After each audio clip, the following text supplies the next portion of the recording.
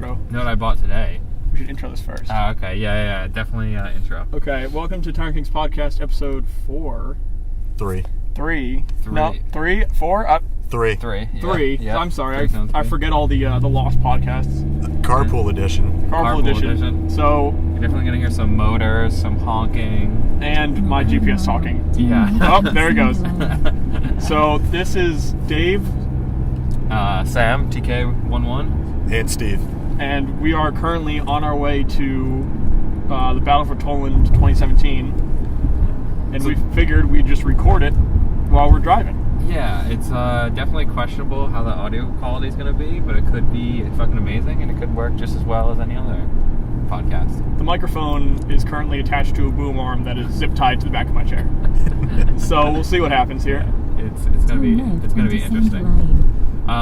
You said Tolland 2017. Is this one that they've run? Has there been multiple versions of this one? Oh yeah. Well, Tolland is where Milsim started. Really, like New England Milsim started at Tolland. Yeah, you said that. Like, what do you mean started? What, like, the first ever Milsim game in New England was played here? From my understanding, that's what it is. I mean, Really? I'm sure someone in the comments on this is gonna tell me I'm a dumb idiot because I am, but like, Yeah. that's my understanding of the situation as it is. Okay. Interesting. I didn't realize Emsato, because I've only been to, this will be my second event for them. I didn't realize that they run the same event in the same location. This is the team's second event, actually. Oh, yeah. No, well, I thought, Truman's been to a couple. Yeah. And Kristen's been to a couple. Because I went to the one that they had at that chemical plant. Yeah, me, you, and a couple other people did. Yeah. Brian, I think Truman, Yeah. Patriot. That was when I was gone. That's what it was, Patriot. Yeah, so we went to that one. And then, actually, now that I remember, I think Case said he has played there before or something. Like a real long time ago, before Tyrant Kings was a thing. He said he played there. Toland? Yeah. Yeah. That's Twitch was talking about it when we did that podcast that doesn't exist anymore. What is he talking about? Patriot? No, Emsato, Tolland. or He's talking about Tolland. Oh, specifically. Yeah. What did he say about it? Like, I was, first of all, I was surprised that you said there's like no structures whatsoever. It's all woodland. Yeah, basically. I mean, from my understanding, there used to be more structures than there are now. Like, I think it used to be a field. Really? Like, now it's Okay. really not anymore. Okay. So, like a dilapidated field? I guess. I mean, we'll fucking see when we get there. I Yeah. guess. So, like UBG, basically. Dude, you beat... So, that secret op that we were talking about in the last podcast, Yeah. That we can now talk that about. we can now talk about, neither of you guys were there for that podcast, but that secret op was Copper Green, which happened. We put out a video from it already. That happened last weekend. And man, right before the fucking Copper Green, there was a huge-ass windstorm in New England, for those of you that aren't from around here. And it wrecked a ton of shit. Yeah. And one of the things that it wrecked real good was UBG.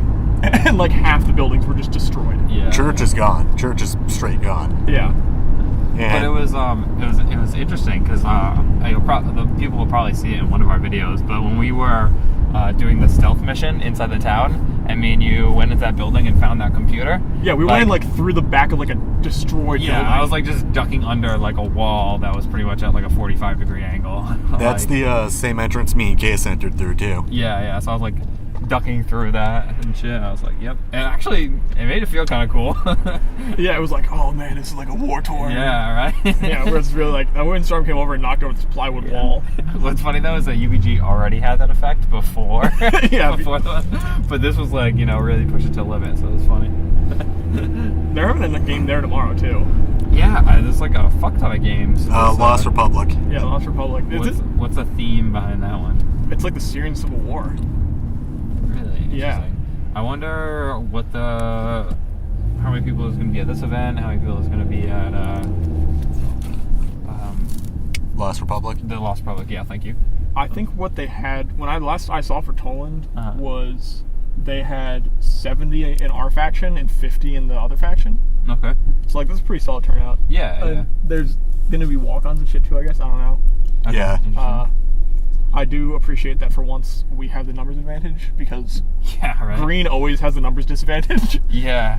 Yeah, I feel like that's changing. Like, why is that? Like, why do people like tan? Is it just because, because multicam. They want to do their Navy SEAL impressions. Yeah, the people, like, the thing is, tan is almost always NATO. like, or the U.S. or whatever, as far as the faction goes. Yeah. And U.S. military and, like, allied militaries tend to use tan camo. Oh, okay, so everybody wants to look like their Call of Duty characters and stuff. Right? Exactly, and we're just like, fuck it, we'll run old school Woodland. Like, We'll run whatever's going to blend into the environment more. Yeah, which is what we did at Copper Green, where we were the only team that was, because it didn't matter for Copper Green what color camo you wore. Yeah. As long as it wasn't gray. Yeah. So we were the only people there wearing tan, and every other team was wearing like all green, and I think we blended in way better because it was all dead brush. Yep. Yeah, definitely. Like all the fall leaves were just like real nice. Actually, we were the three of us were the AAR 1 squad. Everyone was running like a weird mix of fucking tan camo because we never run tan, so we don't have like a tan camo. Right. I didn't own tan camo up until then. Yeah, you actually have you were wearing my spare set of AAR 1 that I'm selling you, and then you were running your AAR 1. Yep. That's that same pattern that we did the video on, and then I, for the op, I bought fucking Cry AAR 1 G3s because I'm a fucking gear whore. Oh, you know what? For my GoPro, right? Best Buy had a sale today, and actually it's for like all Black Friday, all of like Black Friday week or whatever. Probably so like most of the rest of the month, I'm assuming. They had 128 gig SD cards for $30. I know you sent me a link for that. I need to get some. Did you go to Best Buy and buy one, or did you buy it I went online? to Best Buy and bought it. Oh shit! So you don't need to borrow one of my SD cards. No, I bought 2 of them. Oh shit! Yeah. I wanted one for my phone, but I'll probably just. I don't really need it for my phone, but it's so cheap that I felt like I had to buy one, which is probably how they get you. Because I think their regular price was like $60. Yeah. Or maybe, I don't know. But SD cards are fucking expensive. Yeah. And you broke all your 64 gig ones. Yeah, they're so shittily made too. I mean, like. Well, the thing is, how high? Like, they're so fucking small. Yeah. You can't like make them strong. Yeah, I mean, that's the problem. Is like. It's all just the metal platings that get worn down, and then once they reach through the plastic, it's like, oh, I can't use this plating anymore. Yeah. And then, so that gets worn down, or they just, like, you read and write to them too fast, and they break. They're just, like, it's such small technology that's, like, so prone to breakage. I mean, I'm kind of talking out of my ass with my limited knowledge of electronics, but... I mean, you have a lot more knowledge of electronics than Steve or I do, but, I mean, I have probably 3 or 4 broken 64 gigs that are all... corrupted. You should try them in different devices because, like, I noticed some devices will read them better than others. So if you have other devices that can like take SD cards, throw it in there because it'll work. I mean, I'll try it. Work, yeah. But also everything I use that uses SD cards. So that's also my issue is that I don't when we're saying SD cards, we mean micro SD cards. Right. Which, what the fuck's this guy doing? Okay, whatever. Oversized load. Yeah, when we do micro SD cards, I don't have any normal SD cards, so everything that we holy shit. Everything that we record, even that would be on a normal SD card, so like this would be a normal SD card, or like any of our like normal videos, I put on micro SD cards that are just in converters. Yeah. Which like isn't great. Yeah. I mean, I think that's better for them than having them in the actual hardware. Oh yeah. Because you are removing I think you're more likely to break the adapter than the actual SD card. Yeah. But yeah, it should be good for this event. It's just hitting me now that we're going to be sleeping out there tonight, and it's going to be 10 degrees. It's going to be fucking cold. It is unseasonably cold weather. Yeah. And who here actually owns cold weather gear? I mean, I do, but I didn't bring any of it. I gotta. Because fuck that. Yeah. It's not going to rain tomorrow, is it? Anybody check the weather? It's not supposed to rain now. Because I didn't bring my... It's supposed to be windy, though. Okay. Which is great for airsoft. I didn't bring my rain gear. But my tent's waterproof and I got a 0-degree bag and everything. I am just going to be sleeping in underwear and a sweatshirt, so I'm pretty fucked on that end. But I brought sweatpants and a sweatshirt. Yeah. But the rest of it, I think I'll be good. I was just going to put my vest on and my sweatshirt and all that to retain as much warmth as I possibly could. I mean, now there's going to be 3 of us in a 2-person tent. I feel like it's going to be a lot warmer. Yeah. Yeah. See, I was thinking about like bringing my thermals to wear under my uniform and shit tomorrow. But they're all in my locker. Okay. At the army. Yeah. Because that's where I use them. Yeah. Because I don't normally like to go and sleep outside when it's 10 degrees when I'm not forced to by the government. Yeah. Except in this case. I thought about it, but I know I'm just gonna get hot tomorrow, and yeah, that's the thing. I normally I get fucking hot fast. Yeah. and it is not great. Yeah. I mean, I have my TK shirt under me too, which is kind of tight and kind of, wicking and stuff like that. Because you're swole. Because I'm swole, yeah. So we're approaching Matt's work. Should we pause it? Oh, we're not approaching Matt's work at all. Oh, no? Okay. We're not even fucking close. All right. So just for our listeners out there who really care about what we're actually doing. Yeah. We're driving to Matt's work to get his ticket because Steve is going in Matt's place because Matt has to work. Yeah. Steve, how are you swinging getting all the tickets to everything? Dude, it's just my good looks. Because that's also how you got into Copper Green is Truman was going to go and then he couldn't. Yeah, are you paying these guys? Or are they just fucking giving you this shit? Truman just gave his Copper Green ticket. Wow. Are you paying Matt for this or no? I feel like I should, and I probably will. I'll buy him dinner or something. I wish people would pay for me to go to games for free. Yeah. I thought I was a squad leader. Steve's the only sponsored member on the team, I guess. Yeah, he's sponsored by other members of the team. But you sent me a message at 10 minutes to midnight on a Friday. Like, hey, there's a secret event. You want to go to it? Yeah, it's next week. We're having a meeting for it tomorrow. Yeah, so we have a full squad for this event. We have 2 squads, right? Huh? We have the size of 2 squads, I think. We have 10 people. Well, the squad is. You're thinking you're thinking fire teams. Oh yeah, I'm thinking fire teams. I'm an idiot. It's okay. Yeah, so we have a full squad.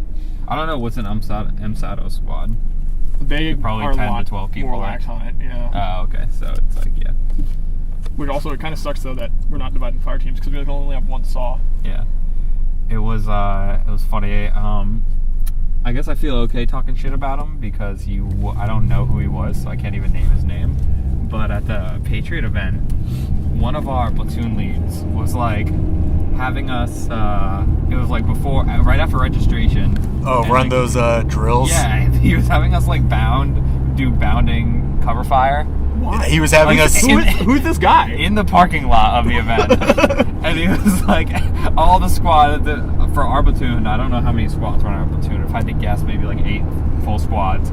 We're all just standing there what the fuck is going on? And he's all right, guys, listen up. He was yeah, he was having us learn how to fucking peel and shit. Yeah. So everything that we already do all the time anyway. Yeah. And he was some pretty heavy-set dude, and he was I was in the military, blah, blah, blah. And not saying I don't believe him or anything, but it was if he was in the military, he'd probably been out for a while because he was really out of shape. And, I'm sure there was some squads there who had never done this before, and maybe it was kind of valuable to him. Maybe it helped him out in the field, but, Well, then again, Patriot was very urban and close quarters. When are you going to peel? Yeah, none of that shit's useful. Yeah. So, our squad was just we, practice this on a monthly basis, we don't need to do this. Speaking of which, I've been wanting to say that. Do you have the heat on? No, I do not. That's not you cannot have the heat on. That's what you said. No, I said I can turn the heat on if you want me to. Yeah, you should totally it's turn not it on. on, but I'll turn it on if you want it. You should totally turn it on. I can do that. You want to hold my bag of pretzels in front of the heat? Yeah. Right now? Yeah. Just so I can fucking access it? So that's not what I wanted to say, was turning the heat on. What I actually wanted to say was that we did a fucking amazing job at Copper Green. Yeah. Yeah, it was really tight. Even just watching the videos, watching us I think in the highlights video, watching us we were bombing those buildings, and then we had to peel. We had to peel away because we were we started taking fire. It was the second building we bombed. We started the mission where we got the go ahead. The first building we walked up to it and we're just gas it. Yeah. And then the second one we gassed it. We started taking fire, and then you're all right, let's go back because we wanted to flank around, and then we just peeled out of it perfectly. Matt provided cover fire, and we all just ran along, and we just broke contact, and then we re-engaged them later on, and it was sweet. Yeah, I think that now we're at the point because we've been doing some of these drills and stuff for a while. Yeah. But as we've been gaining players and losing players and that kind of shit. Yeah. Where there's certain the guys that have been here for years, like you and me, and even Steve for some point. Yeah. Have known how to do this stuff for a while, but some of the other players were pretty new to it. Yeah, but I think now we've done it enough that when I'm hey, we're gonna peel left, everyone just knows, okay, this is what we're doing, as opposed to and I was actually talking to Steve about this before when we were packing. Yeah. Was that we're at the point now where when it comes to like from a command level for me. Mm-hmm. I don't need to explain the more minor stuff anymore. Yeah. It's more like I give an idea and then people know how to execute. Yeah, exactly. And to piggyback what you were saying off of earlier, whereas like one thing that's like notable about us having people who play regularly and who are like, you know, loyal members is that like now when we do have a new person, it used to be like a 50-50 split.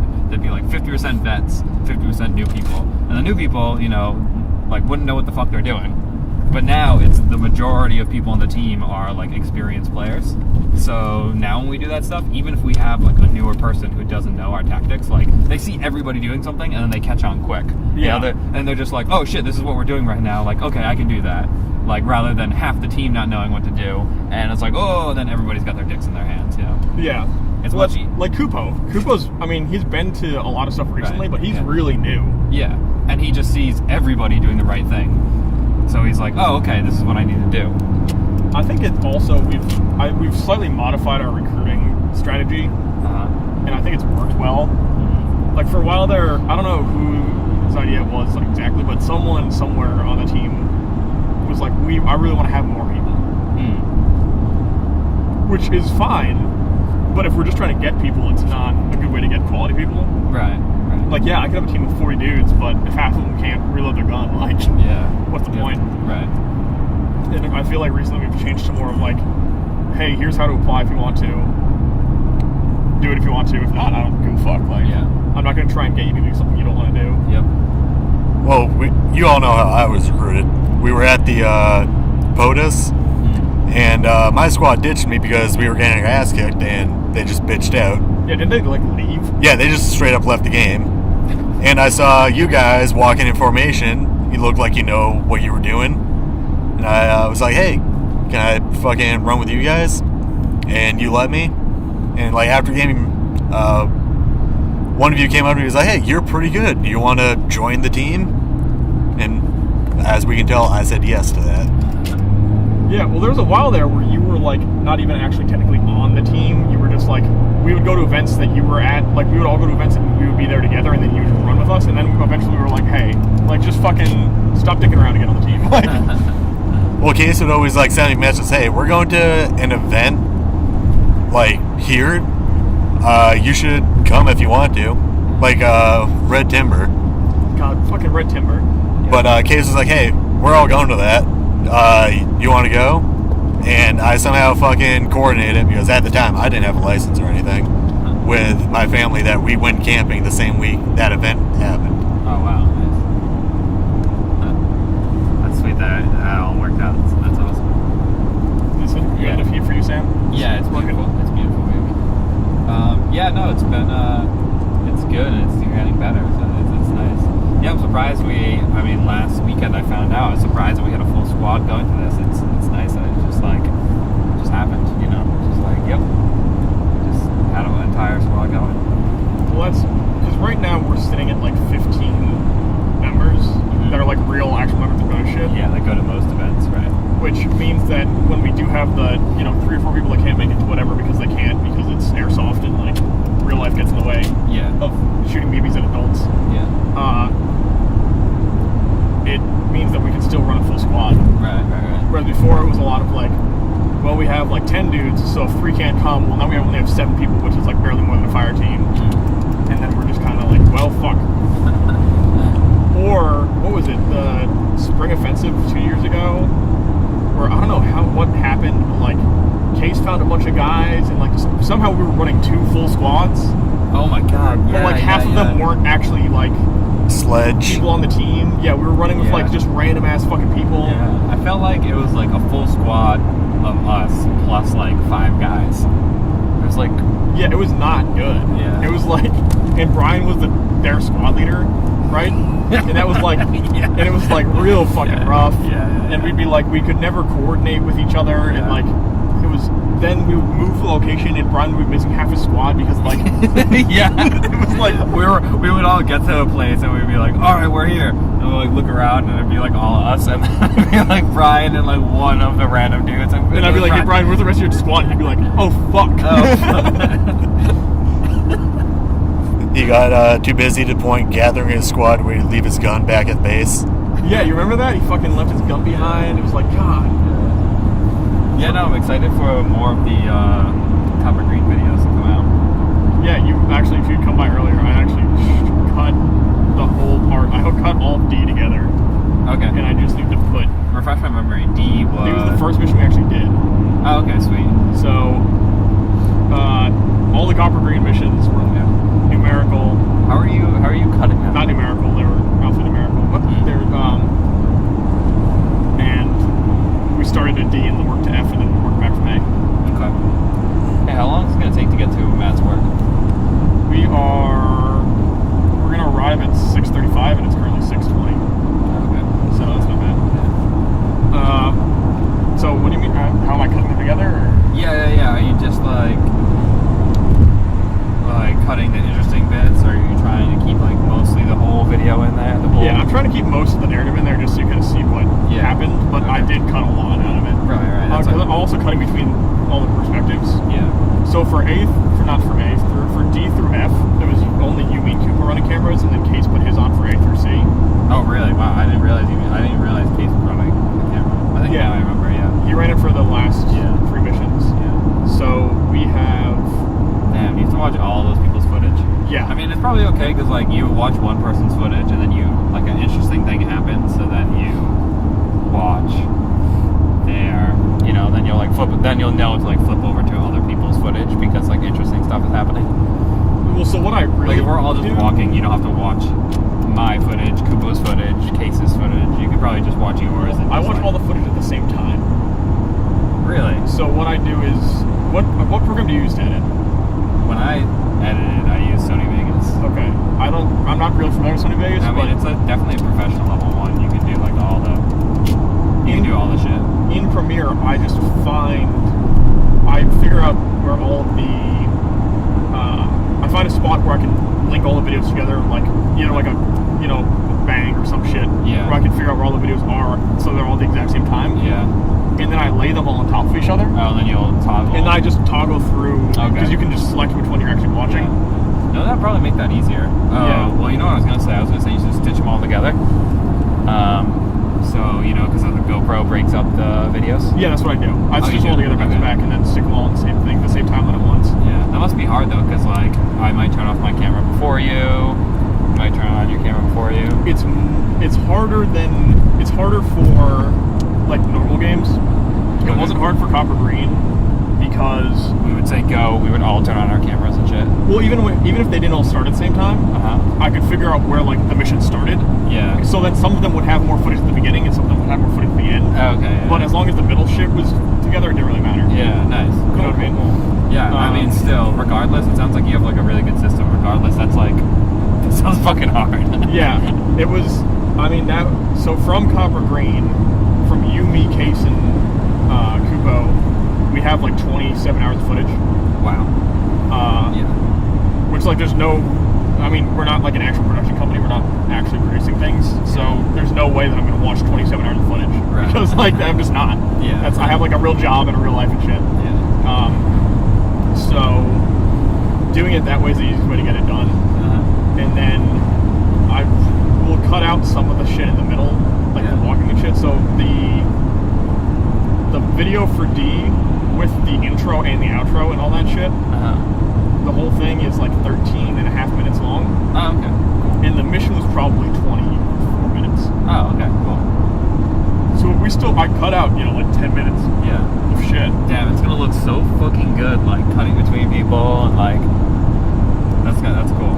Well, so that's the only thing I have left to do for editing, because I'm not going to color grade all this because... Sorry, color grade? You know how...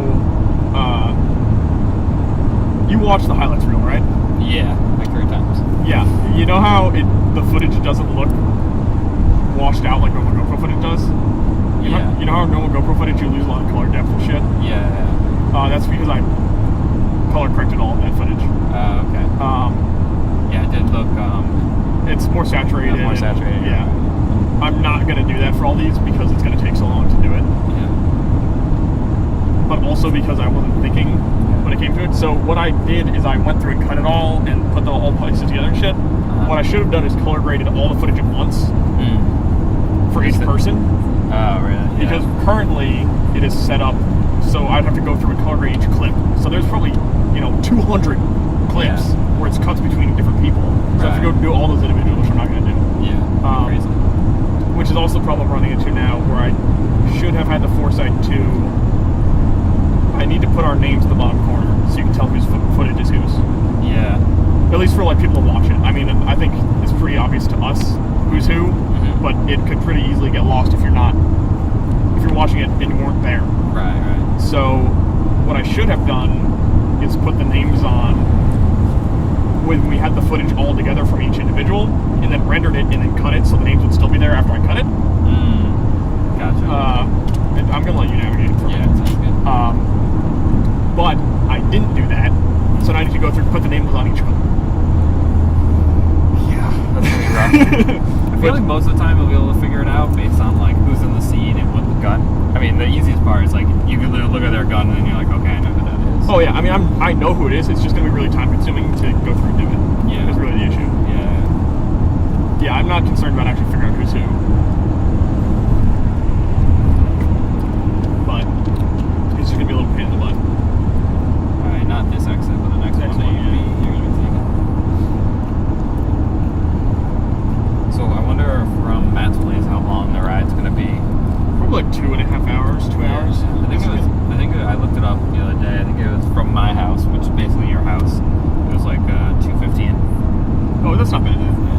From my house, it was almost 3. Really? I forgot. Steve, where do you? Oh, fuck. That's the exit. I live in fucking South Plymouth. Okay. So it's basically like if you can't really get much more east in Mass without going to the cane. Yeah. Yeah, pretty much. And we're going basically real west. We're going probably maybe 50, probably less than 50 miles from the border. Yeah, with Connecticut. Yeah. Well, no, we're less than 50 with Connecticut. I'm talking about like New York and them. I wonder if there's going to be other people camping there. Oh, there are. I talked to Cobalt. He's going to be there. Okay, cool. Brian's going to be there with Devin. They're staying in a trailer, though. They have like Devin has a camper, I guess, or something. Oh, shit. That's nice. Why didn't we stay with them? I don't know if they have room. Dude, I'll sleep on the floor. I mean, I'm down. We'll see if we stay in a tent. Fucking Yeah, Cobalt's sleeping in this truck. We need a fucking TKRP, dude. We do. I sent Case a big link fucking to a crane. 10-person tent, and I suggested he buy it for us. It's probably like, fuck no. Oh, the tent was like 250 or something like that. I mean, for 10 people, that's not bad. Well, everyone had their own rooms and shit. Really? It was like a legitimate 10-person tent. Oh, yeah, I guess you said 10 person. That's pretty extravagant. We could spray paint our logo on the side of it. That fucking $100 one we got off Amazon was not a good investment. I like that tent, man. I still like that tent. I know you guys don't, but I'm all about it. Do you know where it is? Yeah, you have the poles. Didn't that thing get blown down? Yeah, you have the poles. I have the. Oh, yeah. You have the poles. I have the whole rest of the tent. It's in that blue Okay. box Okay. Yep. that's behind my couch downstairs. Yeah. Yeah, left right here. But yeah, that's you already saw that. Are you coming to that party, by the way? Board Games and Beverages. Yeah, it's not next weekend. It's the Saturday after Thanksgiving. Oh, I'm like might be going up to New Hampshire, Fair enough. but if I'm not, I'll definitely be there. Yeah. Steve, I saw you put a maybe down on that one. Yes. Remember, this is like an hour, 15-minute drive Oh boy. just to get to your place. Yeah. Yeah, fuck that. Yeah, I'll bring Secret Hitler though. Which is the best game ever. Well, now I'm interested. It's Steve's like, Hitler's going. I'll be there. what is it? It's like this old game. Oh, not old game, but like older game people used to play. It's called like Wolves, or like where like there's a bunch of people in a town, and then like one person's a wolf, and they like secretly kill people or something. So Mafia. Yeah. It's a lot like Mafia. Yeah, and I think Mafia originated from this game Wolves. I'm thinking of. Like I said, it's either called Wolves or like Town something or some shit like that. But the Town game, Mafia came from it, or I guess it might have been the other way around. I don't remember. But then, and then Secret Hitler is like a new adaptation of that. But it's made by the people who made Cards Against Humanity. Oh, that's first fucking song. Yeah, it's good. It's really really well made. It's also like a wicked nice board game. Like the sets are really high quality. Like the set pieces are like really high quality. Oh, so it's like an actual board game. Yeah. It came out recently. Yeah, it was on Kickstarter and got like a ton of money and shit. But my dad spilled wine on it, so now I have to like spray paint the back of the cards because you could. Oh yeah, thanks. You can see through the cards. No, well, like basically, like if I was holding up the cards and you can see the back of them. Oh, you know which ones have wine and which ones don't. Shit. Yeah, I might have lied about them, and then they may be reshuffled into the deck. So then, like, you could have them, and then you could know I was lying, and then like you could deduce. Like you'd have to be like a super high octane, like high you have to be really into player. it, but still. Yeah, but like we played it at work literally every day for like 3 months straight. We played it so much. Were you not working? We played at lunch. Okay. Yeah, but sometimes we were not working. We would always play it on Friday, and we get drunk and just like fucking scream at each other. It was fun. Like professionals. Like professionals, yeah. Am I turning right at this line? Yeah. I can't go straight, so I'm doing something. Yep, you're going right. God damn it, Matt. It's smooth. It seriously sucks to be him, though. He's like, what, working 12 hours a day? Yeah, I mean, it's, That's what crazy. he drives trucks. I don't know. Alright, we're just about there. Which side is it on? Yeah, it's on the right side. Perfect.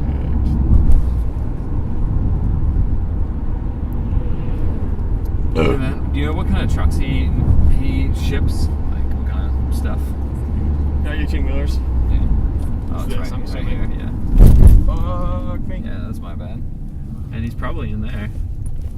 Oh no, that's Westco Oil. Well, these are all trucks, Yeah. so I'm assuming that. Is that him? Is that Matt's car? It's a red something. Is that Matt's car? I don't know. Is he sending me a message? Damn, holy notifications, Batman. Holy fuck. God, I hate our chat. Are these fucking messenger? Yeah, these are fucking Facebook Messenger notifications. I'm telling you, the leader chat, or what isn't the leader chat is Like the just, normal team chat? Yeah, It's just garbage. it's just roasting It's people. just And fucking... yeah, that's insane. Matt's car, I think. Funny that's on. Let me get it. I mean, he's probably in it. Nah, he would see us. Hopefully. Maybe. Oh no, he's an old Casey's man. running a sniper rifle for this. Really? Okay. His Also, head- Jenny's pulling out. Really? Why? I don't know, probably because it's cold. Yeah. I thought Truman would be the one pulling out. Oh! Awkward. I'm gonna see if that's Matt. Yeah, I'm staying in the car. I don't blame you.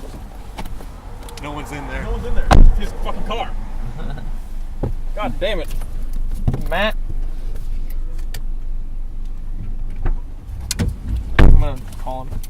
Drive around to the garage area. If I can get my fucking foot in. You gonna close that door or Hey, I have limited space.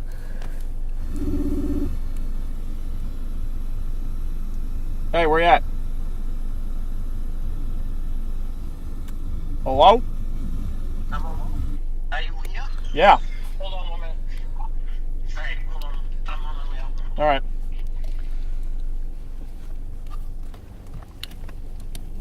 Yep, Just there start it is. slamming on the horn until he gets here. Alright, now we need to fucking... Now we need to fucking put in the address for the actual place. Alright, let's see. You want me to use my gyps? Yeah, go for it, dude. I don't mind. This is gonna be the worst podcast we've ever made. Oh, yeah. I mean, that's definitely not true because the worst podcast we've ever made just never came out. So we'll see if this one even comes out. Do you know the address for this? No, God, you just said you were gonna do it. I thought you It knew was the address. difficult to find. I mean, I can get I can get it off the. Let's see. There we What's go. up? Yo, what's up? Welcome to my world. The world of trucking. All of this. All of this is yours. All of this can be yours if you come work for Matt. Hey, can we borrow something for all this shit? Yeah, I know, right? Look We're recording a podcast right now. Oh no. Yeah. The little ones I don't deal with. The big ones, that's my thing. You don't deal with the oil trucks. Nah. We're separating them into two separate companies. How late do you have to work tonight? Probably forever. My car is started, and I've been trying to get out of here for about 45 minutes. God damn. Yeah. That's gnarly. This What? says Granville, but we're probably the Tolland, Mass, right? Shoot, sure. What? It's 70 hours in 5 days? Is that all right? 70 hours in 5 days? Yeah, that's plenty. That's a good amount of work, You right? did 70 hours in 5 days? Oh my god. Well, yeah, he told me he's working at like 4 a.m. to what, 7 p.m.? Yeah. And that's why he's not usually- coming. Yeah. Wow. Yeah, because, you know what? The fucking owner of the company comes back Saturday afternoon. Wow. I can't wait. I've had an overweight ticket this week. I've had 3 trucks break down. One was out on the road. Steve, is your door closed? Yeah. Well, just light on. Oh, did you have it on? Yeah. All right, you boys had fun. Yeah, should be And, good. bundle up, because it's going to be fucking cold. Like, Yeah. Oh yeah. Jenny backed out because it's too cold. really? Yeah. See ya. Yeah. Alright. Where am I fucking going, Sam? Not here. I'm getting out here. I'm Yeah. getting out of the fucking truck parking lot. Yeah. Let me just crash into It Matt's says car real quick. It says 2:14, and we'll be there by 8:52. That's not bad. Although we should probably stop and eat dinner at some point. Yeah. Which way am I going out here? It's hard to tell. The GPS hasn't quite. Figured it out yet. Yeah. Which way do you think I should go out of here? If you're taking a guess. I'd say go left. I'm pretty sure it's left, based off the topography of the map. I forgot. Is topography? Yeah, because the topographical map shows Yes. elevation. Yes. So if you say topography, based off topography, you must be referring to whatever sort of elevation you're looking at, right? Sure. Yeah, I think you're right. I'm assuming, and Google Maps does not have any. There's no topography on Google No. Maps, which isn't terribly surprising since it is for roads. Yeah. Actually, have you seen? You ever look at it on a computer and it shows like they make 3D trees and stuff? Oh yeah. Yeah, you can like get elevation and shit on it.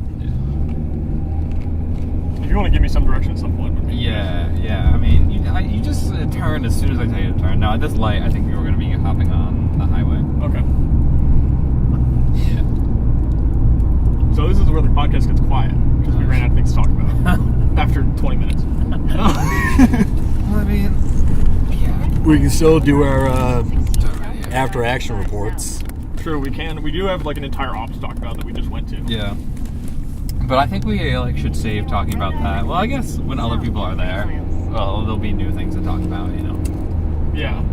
I want to see if I can get Cobalt on to talk about Copper Green. Yeah, that'd be pretty cool. Because that's been like his baby for 10 years. Yeah, I was surprised. He must be weird to write ops on your free time. Didn't Truman write one? Or hasn't he attempted? I mean, there was a couple people on our team that attempted to write ops. It's hard fucking shit to do though. It's like people think oh yeah, it's whatever. It's like now it's pretty complicated actually. Like to get a good op, I mean, you can also just be like, hey, we're gonna go here and shoot each other.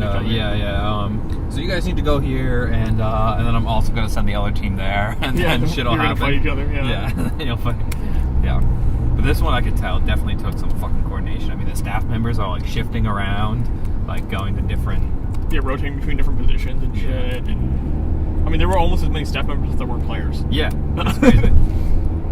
That's what I told him. If you want to run something like this again, we'll staff it with you guys because, I want to give back to this awesomeness, And I know I don't want something like that to ever not happen because there's not enough staff members. Yeah, I've considered trying to do some gray team stuff for him before. Okay. But to be on gray team for his shit, normally you have to ref first. You have to ref for a seasonal violence game. A seasonal violence? What do you mean? Like Augusta Spring Offensive. Oh, okay, yeah. And then he might let you get on gray team. I'm sure that I could probably get on gray team. But yeah, it's also one of those things where it's I don't want to go and ref a game if we're playing it. Yeah. So if there was gonna be for some reason there was gonna be a year where we didn't go to Augusta Spring Offensive and I was available, I would do that. Yeah. But I also do play airsoft. Yeah. That and you do have to buy a full gray kit. I mean, I do have a full gray kit, but Well, you have a full kit for everything. yeah. I mean, I don't have gray gear, but I'm sure I could acquire some if I needed it. Do you have any tan? Do you have a tan tag vest? Yeah, I have 2. Really? Yeah, I have. Goddamn, dude. Well, if we want to do a run, if we want to talk about how much of a gear whore I am. Oh man. If we want to start talking about play carriers, right? Or load bearing equipment. Dude, you must throw all your money into this. You have to. I don't know where you get it. I just light my money on fire. With his $500 Glocks that he sells in a month. Yeah. Yeah, I feel like you turn around as much gear as you fucking... Yeah, I turn around a lot of gear too. But I have... So my main play carrier is a Cry ABS. Uh-huh. Which is Ranger Green. Mm-hmm. I have a Ranger Green 1694A. Okay. Which is an LVT vest. Okay. I have a... You're going straight for a little while, by the way. Eagle MBAV play carrier, which is khaki. Mm-hmm. I have a prototype Eagles Assaulter play carrier. Wait, what do you mean it's khaki? Like the color's khaki. Oh, The color's okay, MJK. Okay. Matt Johnson khaki. Huh. I have that. Then the Eagle prototype Assaulters play carrier, Uh-huh. which isn't a thing that even ever came out actually. So how'd you get it? So they made prototypes that were pre-production and sent them to a couple of units. Mm-hmm. I think they sent some to one of the SEAL teams. They sent some to like Delta. So you just have Facebook groups where it's just like guys who get this prototype gear and they're just like, I don't want it and I want some extra money. So Well, I don't know how this dude, the guy I got it from was in the Canadian Army. I don't know where he got it from, yeah. but he got it from somewhere. You think you ever get this stuff through like sketchy means, like by like somebody like stole some shit or something and now it's like in circulation? Well, that's not how. When it comes to actual gear and stuff, that's not really how that works. Like, Yeah, but gear's expensive. yeah, but it's And not people that want to buy expensive. it. It's not. When you, I guess the size to price ratio is pretty expensive. Or like to steal like $50,000 worth of tack vests. is like a lot of. That's like a such truckload shit. of shit, where you could steal like $50,000 worth of cocaine and fit it in this car. So if you're gonna steal shit, you might as well steal cocaine. Yeah. Or well, smuggle it, or you know what I mean, yeah. Well, when up here, you're gonna take a right. So when it comes to stealing shit from the military, Then turn left onto Smith Avenue. when it comes to gear and stuff specifically, first off, no one wants to buy grunt gear. Just So, like- pause that for 1 sec. Oh. So we're gonna turn And then turn. right here, and then we're gonna turn left. Okay, I can do that. Probably this light, I'm assuming. Yeah, this intersection, you're gonna turn left. I can do that. You're saying? So first off, no one wants like grunt gear. Like no one wants the shit that I'm issued. Yeah. You know what I mean? Yeah. Because it's not good. Like, I'm curious, what are the plate carriers you wear like? Like, what Like are they? for work, Yeah. like in the army. Yeah. IOTVs primarily when you're stateside. I don't know what those look like, so If you're you could tell deployed, you me, get like, extra shit. So an IOTV can is you like relate it to somebody with something that somebody on our team wears? it's like an RBAV but bigger. Okay. So it's like an RBAV but bulkier and bigger. Okay.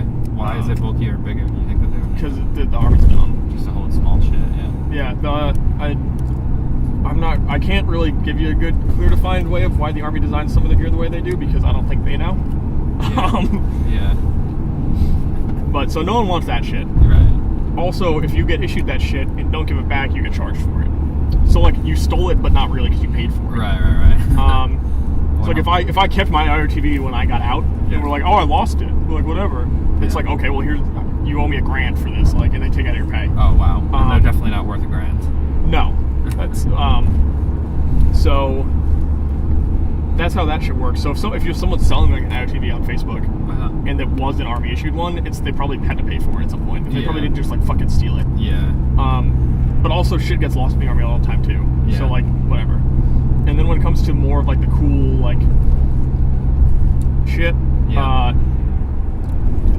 units issue that shit and then never take it back. Like so they don't care. They want to prototype it, so they'll just give it to regular grunts. No, they will give it to like special operations guys. Oh, okay. But so like fucking. I mean, I'm trying to think of what I'm trying to say right now. Wow. The guy on our team who worked with Green Brace, whose name's escaping me. Josh? Josh. God, why couldn't I fucking remember his name? Yeah. So Josh is the plate carrier that Josh runs. He was issued. yeah. Like that was his vest that he wore in Iraq for like 4 or 5 deployments. Okay. But because he worked with an ODA unit, he was part of an ODA unit. What's ODA? Operational Detachment Alpha. Okay. Green Brace. He worked with Green Brace. Okay. He was not a Green Beret, but he worked with them. Yeah. But he got issued all the same shit they got issued. Yeah. So they just gave him that shit and we're like, fuck it, we don't care. Turn left onto Like he got issued 3 or 4 Milsim vests and they only Southwest wanted some of them back. Like that one they didn't ask for back. Yeah. Turn left. Turn left. Yeah. So he kept it. So that's where a lot of that shit comes from. Is like spooky dudes or like kind of spooky dudes end up with all the shit that Yeah. the government doesn't want back. So Yeah. they just keep it. Geez, how many special forces like units are there?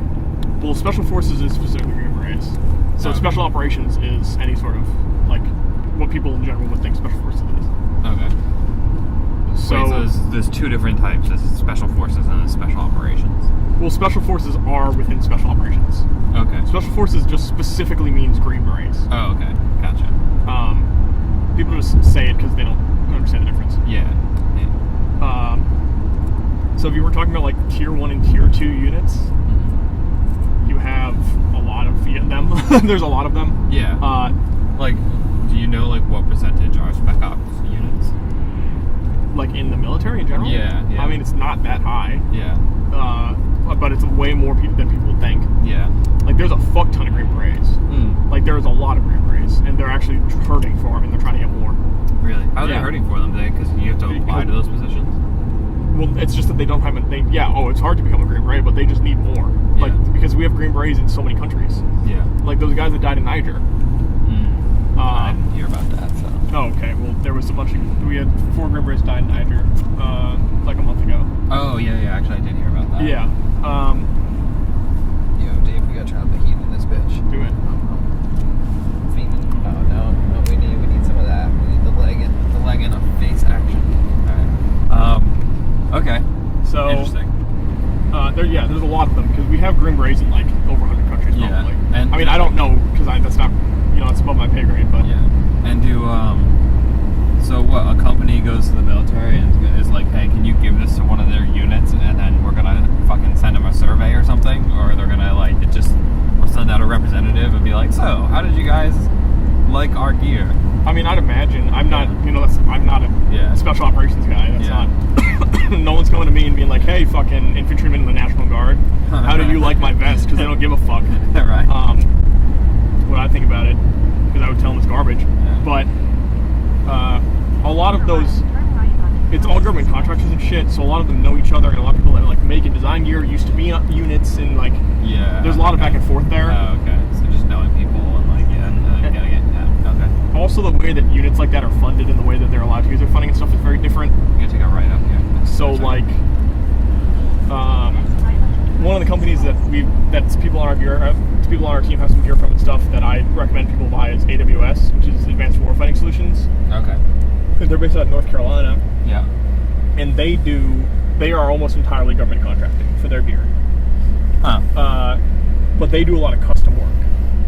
So a unit will come to them and be like, hey, I need a chest rig that has this, this, this, and this. And when you say a unit, how many's in a unit? Like whatever. It could be as big as like a regiment, or it could be as small as like a squad of dudes. Really? So they'll custom make gear for like a squad of dudes. If I called them and was like, hey, I want this, Yeah. and I was willing to pay for it, they'd make it. Yeah, it must cost a fuck ton of money for like to get like. Oh, to get like 1 or 2, yeah, it's probably real expensive. But even to get like 15 of them is probably really fucking expensive to get custom made. I don't know. Well, that also doesn't fucking matter if the government's paying for it. Who cares? Right. Why did they? I can't picture a technical situation where you need a custom. I guess there's probably a rare scenario where you want a custom chest rig. Well, Maybe a scenario where you want a custom pouch or something, right? that's also because you're thinking in the mindset of someone from 2017 who, there's currently hundreds of variations of plate carriers with dozens of styles of pouches for every kind of equipment you can possibly imagine. Yeah. So how does a Where do you soldier think that shit came from? Yeah. Okay. It all was custom at one point. Like Yeah. that back in the day, it was, hey, we're giving you this one-piece vest that's all the shit is sewn into it, Yeah. and one style of body armor. That's what you fucking got. Yeah. And then it started with dudes taking that shit to their riggers in their units Yeah. and having them modify it, and then slowly became an industry. Yeah. It's crazy how when I think about like World War II, they didn't really have like chest rigs. They had like just. Well, they like, had fucking belts. Like, yeah. but I'm even way more modern, like the 80s and 90s, like before Molly gear existed. Like, Yeah. I don't know how it like. Now it just seems like that's the way it's gonna be. Like it's like just like having this well, modularity. in hindsight, it's a great idea, but Yeah. nearly as much custom equipment anymore. I'm gonna stay straight. All right. You don't see nearly as much custom-built equipment anymore. As far as when I say custom, I mean like one-off items and shit for units because you don't really need it. Yeah. But there's still also a ton of equipment that you don't think about that people need. Like what? Like backpacks that you can attach tanks to that carry the fuel that you need to cut through with plasma cutters. Yeah. Okay. Because like dudes doing VBSS shit need plasma cutters to cut through bulkheads on ships. All right. That's like a pretty. Looks like we're gonna be on this road for about 31 more miles. I can do that. So should be good for a little bit. You know what I mean? That's a pretty like custom piece of equipment. Okay. Even though it's not that custom in the sense that like there's probably dozens of them being made because there's so many units that need it. Yeah. But it's still not like a Mac pouch. Yeah. Yeah. Or aqualung pouches where you can attach oxygen tanks to the back of your carrier for dudes doing naval warfare operations. Yeah. Damn, you've been missing out on so many games. You need to play more video games. You gotta get into Arma. Arma is literally like you just fucking like you get to like you pick between all this gear that you want to have. You get to like specify all the specific attachments on your guns, all this shit, and it's like literally you're just like some missions are just like, all right, we need you to go to this location. You'll spend like you'll be playing the game for like 20 minutes, like with all your guys walking. Oh yeah. And then like I mean, Arma's like a firefight. airsoft. Yeah, it's like literally like that. And then a firefight starts, and you're like, wow, I hear bullets going by me, but I have no idea where they are. And you're just like, ah, and then you die, and then you have to do it all over again. I watch a lot of Arma Let's Plays actually, or used to. I don't really that much anymore. Yeah. I've considered doing like I think PUBG is really cool. Yeah, PUBG. I don't know. It's kind of cool. Well, I think I think PUBG would be good to run with like dudes that like it's the squad-based part of it is cool. I'm not a big fan of like the single player aspect. Where you can like play it solo. Yeah. But I think when it's like 4-man squads, if we played it with like some of the dudes from the team, this is really fucking awesome. Yeah, you can turn down. I was just like real cool for a second, but now we even out. Thank you for turning it on. Yeah, I thought PUBG was cool, but I did, and I bought it, and I played it for about 2 hours, and I refunded it on Steam. Damn. Yeah, and I feel like a hardcore minority on that because it's like the most popular game on Steam now. Yeah. It has like 2 million like concurrent players, or like it might even be more than 2 million. It's like ludicrous. It's like there's so many people playing that game. It went from being a no-name thing being produced by like an independent developer to like, oh, this is outselling most AAA games. Yeah, it's crazy. They're just like, they have so much money right now that they have no idea what to do with it. I can't even imagine like what their server. I hope their server tech is like tight, because like if it wasn't, they're definitely just throwing money at their servers right now, and it's just like if they have shitty server code or the server is not like they never expected this many amount of players. What they're probably doing right now is they're probably like just throwing money, and they're just like more servers because they have so many players. They got picked up by Microsoft though. Oh, did they? So Okay, I'm sure that their server shit's probably on point now. So I guess what I said is true. They threw money at it, and then yeah, well, like Microsoft threw money at them. Yeah. But the game's also, it's like this game is outselling everything. Also, it's still in beta. Yeah. Like there's one map. Yeah. But beta means nothing these days. Oh, every game's. The fact that games don't like come out like normal games anymore really pisses me off a lot, actually. Yeah. But I mean, this is a game that literally there's one map. There's one map. There's like 12 gun models. Yeah. And their designs for the game are significantly larger than this. You know what I mean? It's not like they put out this game and are like, oh, we're going to upgrade it now. They've had this like more vast designs the whole time. Yeah, I can't imagine what's going on in their studio right now. They must be like super, super hyped. It's pretty cool. That'll be you one day, Sam. Maybe. That'd be sweet. I don't know. I fucking hate players though. They're the worst. Really? Yeah. Oh yeah, they're just like everybody's a fucking game designer these days, and it's like wicked annoying. What do you mean? Just like everybody thinks they know how to make a good game or like how a game is designed. I don't think they do. And yeah. It's there are also players like really toxic. They like think that they're like, oh, how come this is buggy? Like they don't like realize what like how difficult it is. Like, you know, as a programmer, like working on mobile games, it's like the hardware I'm dealing with is like very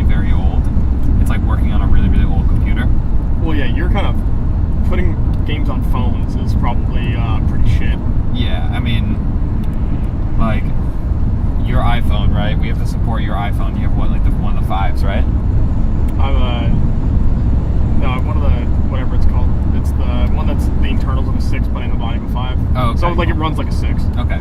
But still, you have to support iPhone 5s. Yeah, we support iPhone 5s, and I think we might even do. We support the iPhone C, which is like the cheaper version of the iPhone 5. But even we have to support the iPhone 5, which still has 512 megs of RAM, which after the OS has taken up its RAM, and after the thing operates itself. Yeah, and also all the background apps are allocated a certain amount of RAM. RAM that I have to work with is like 230 megs, which is like modern game developers and like console developers like have 8 times more than that. It's crazy. I mean, the PS3 had like 8 gigs of RAM, and like PC games have like PC games can do whatever they want. I think average PC rigs have like 6 gigs on average. So, and that's average. It's like not most. It's not like a high-end actual gamer. Yeah. Most people are probably more in like the 8 to 16 range. So they like just don't give a fuck about that stuff, I mean, they do to an extent, but like not as much as like high tuned we have to be. And they're like, oh, why can't you just add this to the game? And they don't realize what kind of massive technical challenge it would be. Yeah, well, I'm sure that's something that you run into. I feel like probably what people that develop for consoles or PC run into more is that like that thing that you and I were talking about the other day, where it's like timelines. Oh yeah. Just get fucked. Yeah. Like basically, like studios are pushing out half-baked games because they're getting rammed to do it. Yep. Which is its own issue. And you get the 40 gig day one update. Yeah, holy fuck. Yeah, it's like we put out a game that's basically a disc that lets you download the game. Yeah, I'm surprised there's still any physical like forms of the game out there. Yeah, it's gonna go away. Well, that was what Xbox was trying to do with their always online thing for the Xbox One, but they got people real upset about it. That blew up in their face. Yeah. I mean, I'm not a huge fan of it because I find frequently... I mean, I also don't play video games that much anymore. So my experiences really are from the 360, not the Xbox One as much. But God, 360, their network shit would be fucked up pretty frequently. Yeah. It's just like, I don't want to not be able to play this because the network's all dumb. A lot of developers hated that too because they couldn't run their stuff on their own servers. They had to go through these Microsoft servers. Yeah, which is, I'm sure it's on pain in the ass. Yeah. I also I don't know who... I'm just going to talk shit about the Xbox One for a little bit now because I really don't like the Xbox One that much. And I don't know who the fuck designed any of the interfaces for anything. But like, holy shit, you want to talk about user-centered design? The Xbox One has no user-centered design. Like, the way it is set up makes no goddamn sense.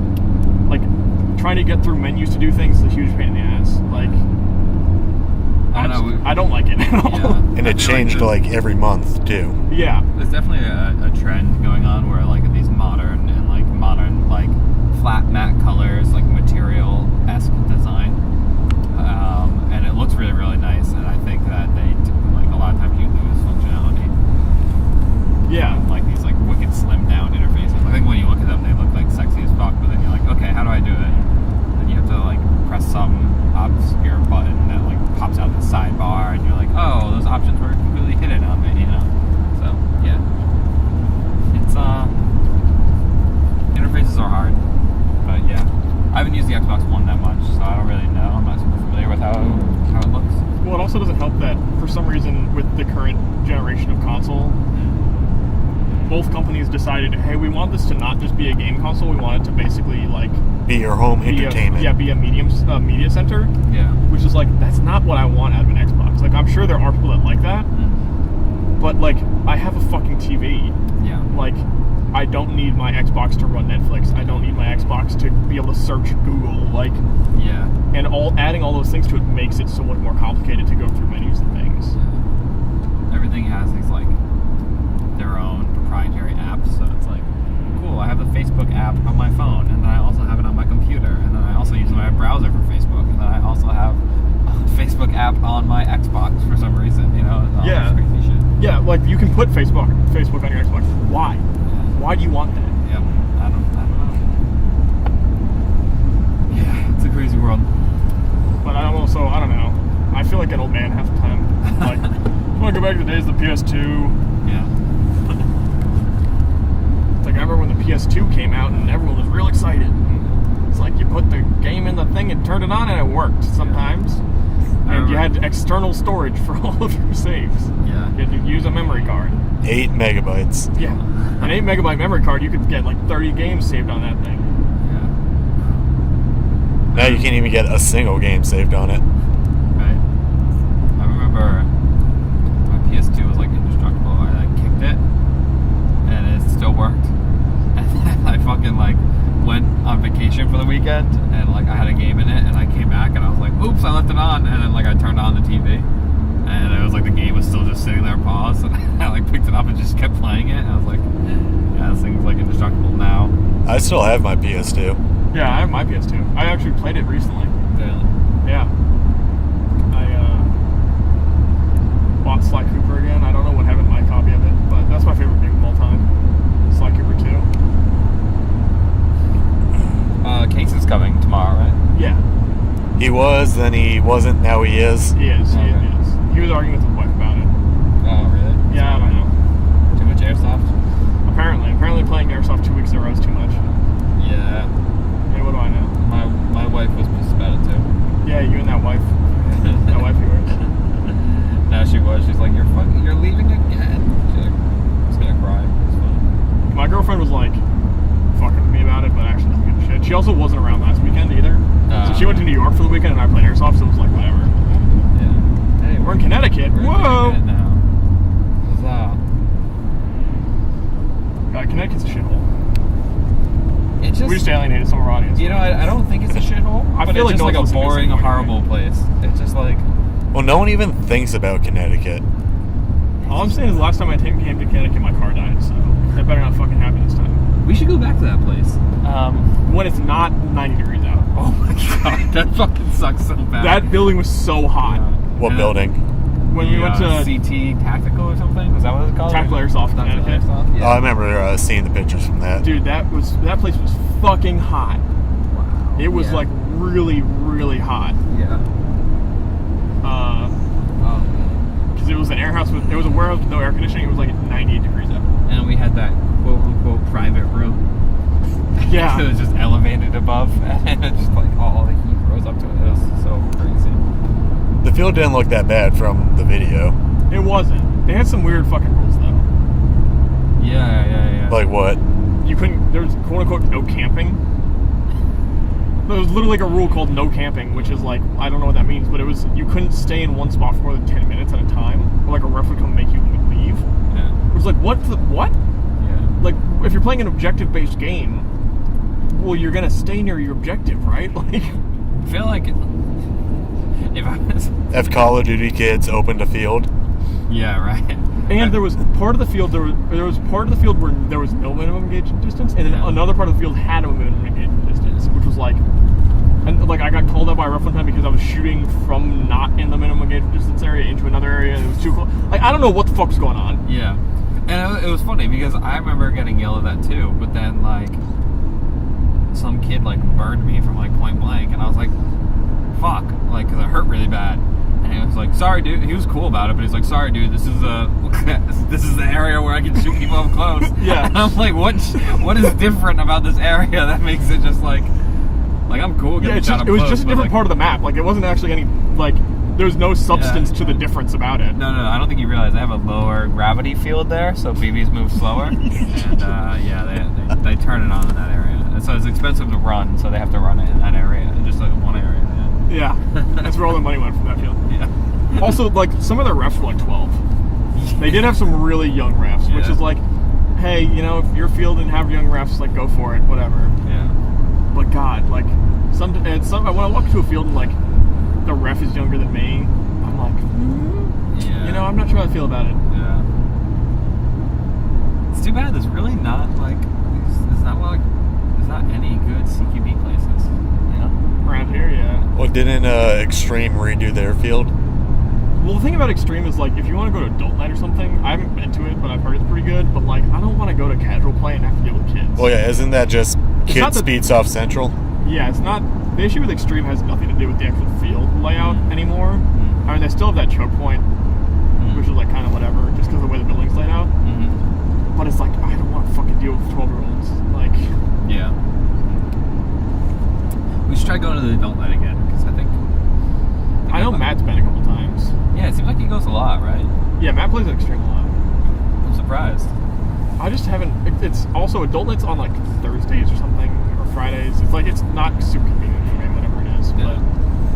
But I'm sure I can make an effort to go to it. Yeah. Also, Extreme, like the events they host, the last one I went to was Lucky 7. Going to the events is awful. Yeah, because too there's- many people there's way show too many up. people there. Which is, it's good for them for business, but it's not great for like play. The Yeah. field's designed for like, what, 30, 40 people max, and when 92 people show up, Yeah, it's too much. I've always said, like, I don't mind waiting longer for a game if we can just, like... If we play less people on the field and have slower I feel turnaround like times, 18 people each on each side is, like, max. Like, that's still a lot on each side. That'd be, like, for pushing Extreme, it. Yeah. yeah, because it's just a small building. Yeah. And you're right, like you were saying, like their structures are good now. They have like really well-made structures. Like I don't mind slamming my back against them. They like feel strong. They have some six-story buildings. It's all like Yeah, it's a well-designed field. It's just small, and which is not good for when there's a ton of people there. And it's because it's a indoor field that has rentals. It tends to be like a haven for like 12 or 13-year-olds. yeah, Which is, fine. I played Airsoft when I was 12 and 13 too, and I was probably a little fuckboy then. But Yeah. like, I don't want to deal with that now. yeah, You know what I mean? yeah. That's what's a bummer about it. Like you can't tell them to change, and I don't want to tell them to change because they're a 13-year-old pays the same amount as I do, so. and you don't want to push people out of the sport. Exactly, because you do have to go through that, like, when people enter the sport, no matter what age they are, they almost always go through that like noob phase of like being total idiots, both about the way they behave, but also not knowing how anything works and all sorts of like. And that's just kind of the way the world is. Yeah, yeah. So you don't want to like beat on people for that, because I always try and help out new players and shit on the field when I can. Yeah. But I don't want to be surrounded by new players completely. Like, Yeah. I mean, yeah. I mean, you do run into cool younger players too. And I'm saying like 12 or 13-year-olds. That's like a stereotype. That's not actually. I'm not saying all 12 or 13-year-olds that play Airsoft are like shitheads, because they're not. Sure, yeah. Like, Because there's definitely some older people who play Airsoft that are total shitheads. Yeah, and there's some younger people that are way cool. Oh, like, yeah. Oh, yeah. Like the remember that kid at fucking Saving Santa last year who was like 8 or 9 that was there? It was all like adults, and then there was like one kid that was like 9. Yeah. And he was fucking wrecking people. Yeah. And like he was really solid. Like, Yeah. so you definitely get those people. Yeah. But in general, that's not what you're getting out of a 12-year-old. Like, You know what? I feel like people really change once they go to an event with like a lot older people, because like I used to play like back at Warzone way back in the day when they had a lot of young kids there. I played Extreme when they had a lot of young kids there, and I would play in my backyard, And then the first time I went to P&L Paintball, I was like, where it was all adults basically. yeah, I was fucking hyped because I was like, wow, everybody. I went there when I was like 16, maybe 15, and I was like, wow, everybody here is like way older than me, and they're all chill, and they all want to be like operator and shit, and I was like, nice, this is awesome. Yeah. That also, not that and you run into a lot less issues related to Hit like calling. hit calling and shit. Yep, I checked yeah. the GPS, by the way. Yeah, I just did. Oh, sweet. 17 more miles. Yeah, so like, And not there's, that younger people are necessarily dishonorable or something. It's just that like they're just kids. So Yeah, it's, they're kids, like, it's the way it is. It can happen. yeah. Um, And not that every adult that plays is fucking honorable either. But and like once I like first stepped into that environment, I was like changed. I was like, oh, okay, this is the next step of Airsoft. This is a logical next step of Airsoft for me. It's like, okay, I've left that area, and now this is like the only kind I want to play. And then I was just like, and then that's how I was, So I feel like once people step out of that new phase, yeah, once you get into the more adult side of it, Yeah. whatever age you're at, yeah, just experiencing it can make you like, be more serious about the sport and all that stuff. Yeah, it's interesting. I hate fucking explaining Airsoft to people. Actually, I lie. I tell them I just do military simulation, and I'm like, this is just like basically like reenact stuff, because I just like don't want to explain it to them. Yeah. My go-to is that it's like paintball, because most people know what paintball is. Yeah. It's like paintball, And it's really but not like paintball Yeah. when it comes down to it, but their understanding of paintball is also not what paintball really is. Yeah, You know so what I mean? if I talk about it for a while, They're like, oh, okay, so do you have like fake guns? I'm like, okay, no. So it's like paintball, but have you heard of airsoft guns? Like, and then sometimes they don't even know what an airsoft gun is. I'm like, oh, it's like a BB gun with like plastic pellets. So people are like, Yeah, it's like a BB gun that doesn't shoot BBs that'll like fucking hurt you. yeah, Like, yeah. yeah, but that's because when people think paintball, they think really more what like airsoft is like. Yeah. Because paintball guns just can't do the same shit airsoft guns can. Right. Yeah, that's another thing that I also bring up when I tell people. I'm like, oh, well, you know how paintball guns have like these big hoppers.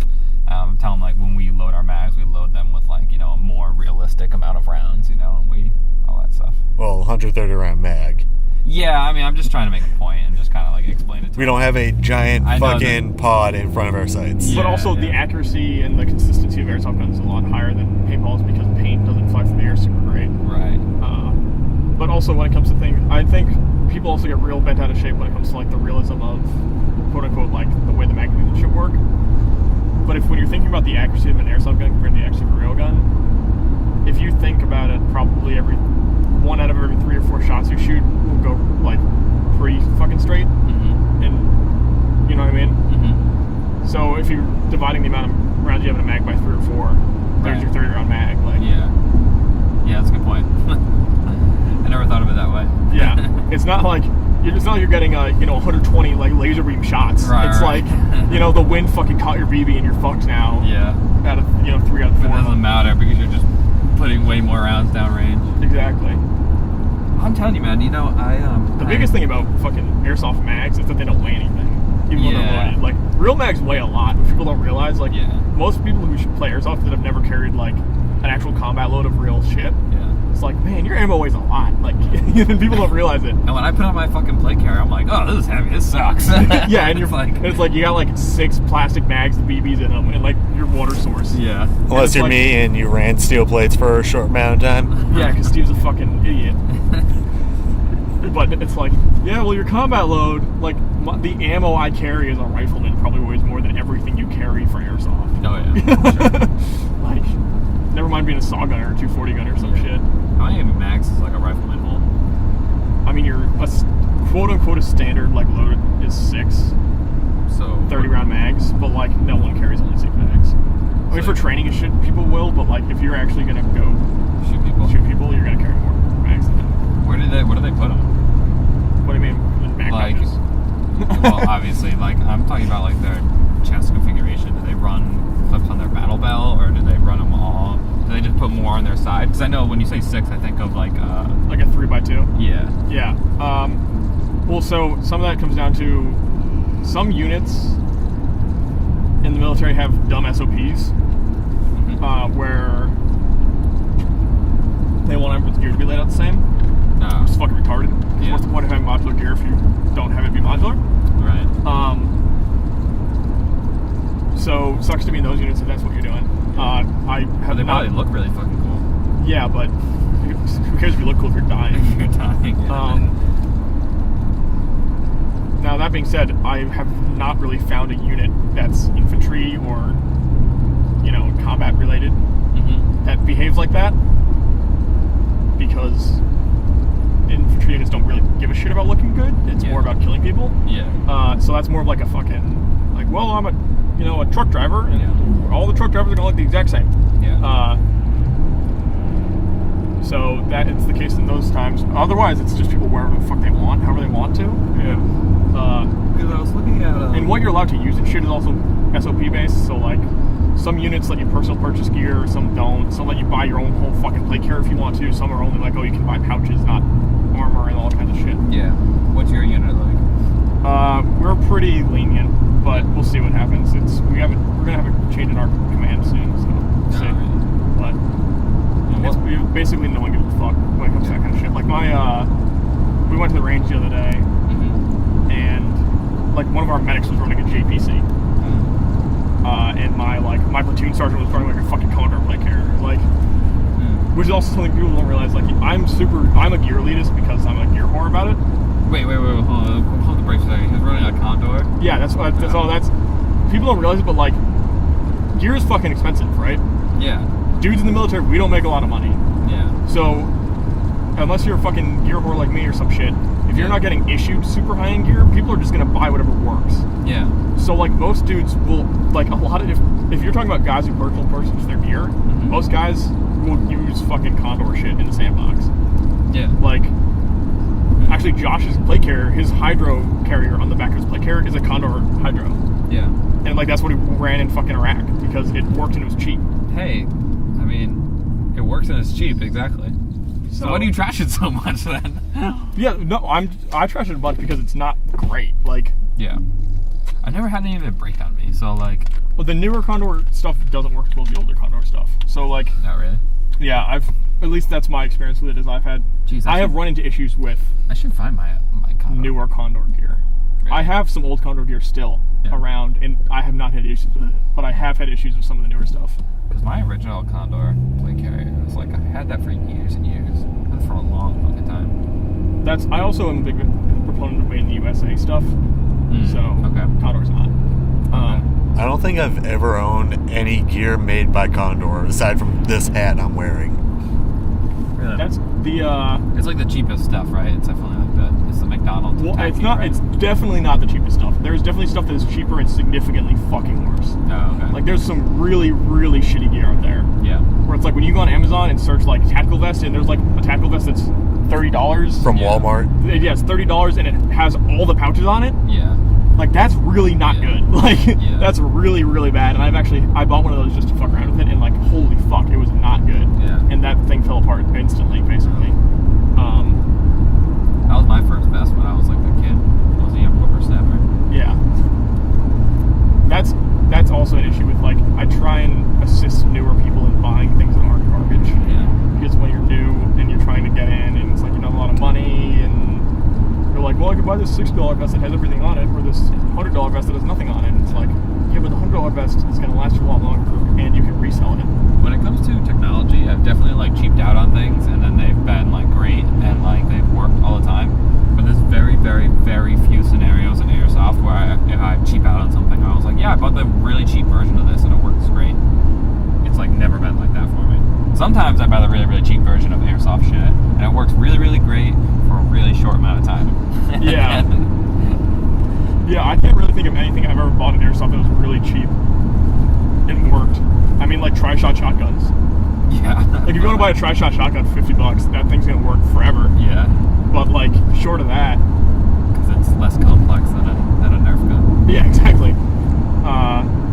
But short of that, you basically want to buy like at least mid-level stuff. Yeah. Especially when it comes to guns and scopes and shit. Yep. If people are like, oh, I'm gonna buy this $20 red dot sight, it's like that's not gonna fucking work.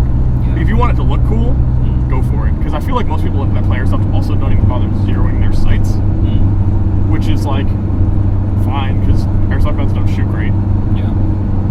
But when you get higher end guns, like my gun, my sight is zeroed for, and my gun will actually shoot consistently there. Yeah. So I'm gonna use it. Yeah. But that being said, even when I ran my Crytek, like my sight was zeroed, but I almost never used it anyway. Right. Yeah, I'd probably say I use my sight like half the time.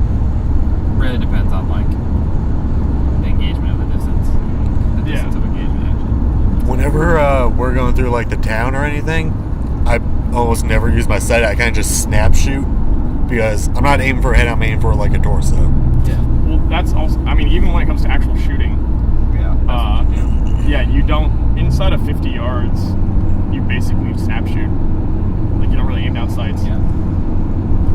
Funny you say that, because me and you both, like, from the video, it was really cool, the highlight video. You should have put them right next to each other. You know, right when we were in that building and we first got discovered by those guys?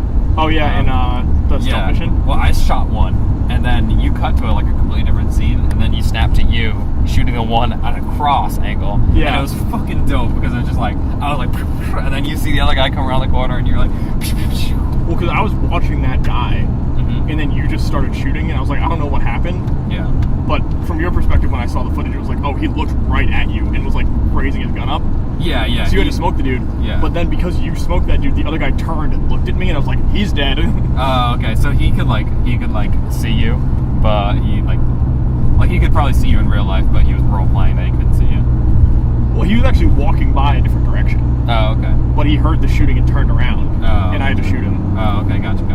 That is also something you should include in that video. Is even though it's like mid fucking day, for It was this scenario, it's supposed to be night. Yeah. Yeah.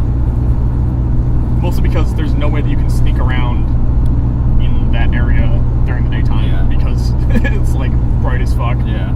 You could probably do it, but it might take you like. It would be way harder, take way longer, Yeah, it'd take a really long fucking time. especially with the number of guards they had there. Yeah, it's too bad. I would have loved that run that mission under less time constraint because we had to move around quick. Like Yeah. if we had 2 hours to do that, then we would have taken it a lot slower. Would have focused on like stealth killing people and shit. I want to know. I want to wait for the actual results to come out from shit because I want to know who did real good on that one. Yeah. Because no one I talked to did like really good on that one. Yeah. Everyone like did it okay. Yeah. We did not have a good time on it. Yeah. In the long run. You heard what happened with APOC, right? Yeah, their cover got blown, right? Yeah, like Twitch ran out, blew their cover, and they just went full war crime mode and slaughtered everything, Yeah, as APOC does. as APOC does. Yeah. We should have turned around when I said we should have. Yeah. Yeah. Don't listen to me. Yeah, Sam's a bad influence because when we were after we pushed up the second, so we got burned immediately which is when Sam and I shot those dudes, and we fell back all the way to the exfil point, but we still had a fuck ton of time left, so we went back out. And when we went back out, Sam got shot. But by the time Sam got shot, we'd already found 2 of the 3 objectives, and we'd done the server. So we only had 1 objective left, and I was like, we should go back now. Because like we got enough of it done, and we're taking casualties. Yeah. But I don't know if we got penalized for those casualties Yeah, I don't know. because we came back. And then, But either I was like, so we should turn around, and then Sam and Cooper were like, no, we can push it farther. And I was like, okay. And then we got fucking smoked. I'd say within 3 minutes of us making that decision, all 3 of us were dead. Yeah. Well, that and me and Case were still in the hospital. And Case was like, no, we're going to wait here for them to come back. And after 5 minutes, I'm like, I don't think they're coming back. Yeah, we weren't coming back. We were dead. So Case pushed out and had me drag Matt back. So Case went on his own, and I grabbed Matt and ran back, then ran back out. And I'm like, where the fuck is everybody? Case came to get Sam. Yeah, we all got separated, and no one using comms fucked us. Well, only you and Case were alive, so the rest of us couldn't really use comms. But even if I didn't even have comms to begin with, True, because your radios are always fucked. yeah, my radio always gets fucked no matter what I do. I lost the little sound knob on mine. Oh, really? Yeah. Oh, yeah, I saw that. So can you still turn it? Yeah, it's fine. Yeah, you just don't have a This looks plastic dead. bit. Yeah. I was gonna say something about that fucking mission, but I can't remember what it was. Oh yeah, I was talking shit to Cobalt jokingly when we left Chili's that night. Uh-huh. Because I was like, yeah, you said that APOC's team got the most missions completed, but we finished at least 4 of them. Like, because he was like, oh yeah, APOC's team was the only team to complete 4 missions, and I was like, well, 4 of them we definitely completed. And Yeah. then that one was arguable that we completed it. Yeah. Because we definitely completed D, which was the first mission. Yeah. We got fucking wrecked on E. Right. E was just a shit show. Yeah, hard. F was impossible to fail. Yeah, F was impossible to fail, so we completed F. A, we smoked. F was impossible to fail. Yeah, X. I mean, unless you didn't bring the box with you. yeah, that one. Right. Okay. I thought F was the courier thing. No, that was A. Okay. F was the one where we walked with the box. Yeah. Like, we carried a box. Yeah. So as long as you could carry the fucking box, you were good to go. Which, that will not be a video. That will not be video, no. We literally walked for 10 minutes carrying a box. It was pretty boring. We did have the best time on I that. stopped the whole squad because I heard something, so, you know. Yeah, that was something that wasn't there. And then A was the courier mission where we smoked that one. We did that whole mission in like 8 minutes. Yeah. I heard that it sounded like we did a lot of the missions really fast, too. Well, yeah, so when I talked to Cobalt about it, he was like, yeah, basically every mission that you guys did, when he was talking to the staff guys, he was like, every mission that you guys did and completed, like, well, you guys did it like the fastest and smoothest out of everyone, basically. Yeah, nice. He was really impressed on how we executed C. Yeah, well, we completely wrecked C. I mean, we got shot at one time. Because Kubo has to slim his junk. Yeah, so Kubo's ass was hanging out of a building and got shot. Basically, is what happened. Wait, was his ass literally poking out? Yeah. Look, so Like, I had no idea what happened. 'Cause I wasn't. yeah, we weren't there. Someone tapped that ass. Yeah. So at C, for those of you who are listening, I doubt anyone's still listening to this, but because I'm not. So now do we get to be like racist and just say like horrible things and nobody listening? Yeah, because we're just terrible human beings. Yeah. No, so for C, we had to hack and blow up a server. And then blow And up we a had to drug blow lab. up a drug house and then hack a radio. All three. All three things Yeah. had to happen. So there was 2 hacks and 2 destroys. So we sent Kubo, Steve, and Matt to the server to hack that and blow that up because that was the closest point to where we expected to take contact. So Kubo's the medic, so we sent the medic. Sent Matt because he was the fucking machine gunner in case they took contact. And then Steve's a fucking hardcore rifleman, so we sent him. So those 3 were there, and then you, me, and Case, Sam, this is Sam, for Yep. those of you who don't understand what I'm talking to, went to the radio to hack that, and then we moved from the radio to the drug house and blew that up. I know there were like dudes sleeping in a house. Did they like eventually wake up or something? Or? They were not woken up until after we completed the mission. Oh right, and then we were exfil. Remember they ran We past us? exfilled, and then I was like, I don't think they know we're done. Yeah. So I walked back out with my red rag, and they were like moving up, like ready to attack us. Yeah. And I was like, we're done. Oh, we're gone. I was like, we're done. They're like, what? And I was like, yeah, we finished it. And I was like, I think Cobalt didn't even realize that we had. Yeah, Cobalt was still in the tower. Well, I don't think anyone else had done that and split their teams up. Which is like, I don't know why you. I think the way that we did it, which is we sent 3 men to hack each thing at the same time, so they got done basically at the same time. And then you blew your thing up, and we went to the other thing, blew that up. It's like, that's the most time efficient way to do it. Yeah. And I wasn't so concerned about us taking contact that I felt we all had to be together. You know what I mean? Like, I felt like we could stealth through it so we didn't need to have all 6 guys together at once. Yeah. And like you said, worst case scenario, someone gets on the radio, and since you're far back with no contact, you'd send someone up to support Yeah, us and if then, we like, need it. A squad would probably be on the flank like right away. Yeah, exactly. It's like, yeah, in the worst case scenario, if you guys took contact, which was the closest group, I literally could have stayed alone, or someone could have stayed alone and hacked that radio, and the other 2 guys could have gone and engaged, and then you have 5 people engaging. Yeah. Yeah. That was nice. It went super smooth. Felt super fucking operator. I think, as far as ones that were like, that we definitely completed, D was probably the least smooth one. D was The first one we did. Yeah. Just because we ended up in a bunch of firefights, which I think is Yeah. by design. Like, that's just kind of how that mission was. We were going to be in contact a lot. Yeah. So we did take casualties during it. But, like, we didn't take enough casualties that everyone got fucked, you know what I mean?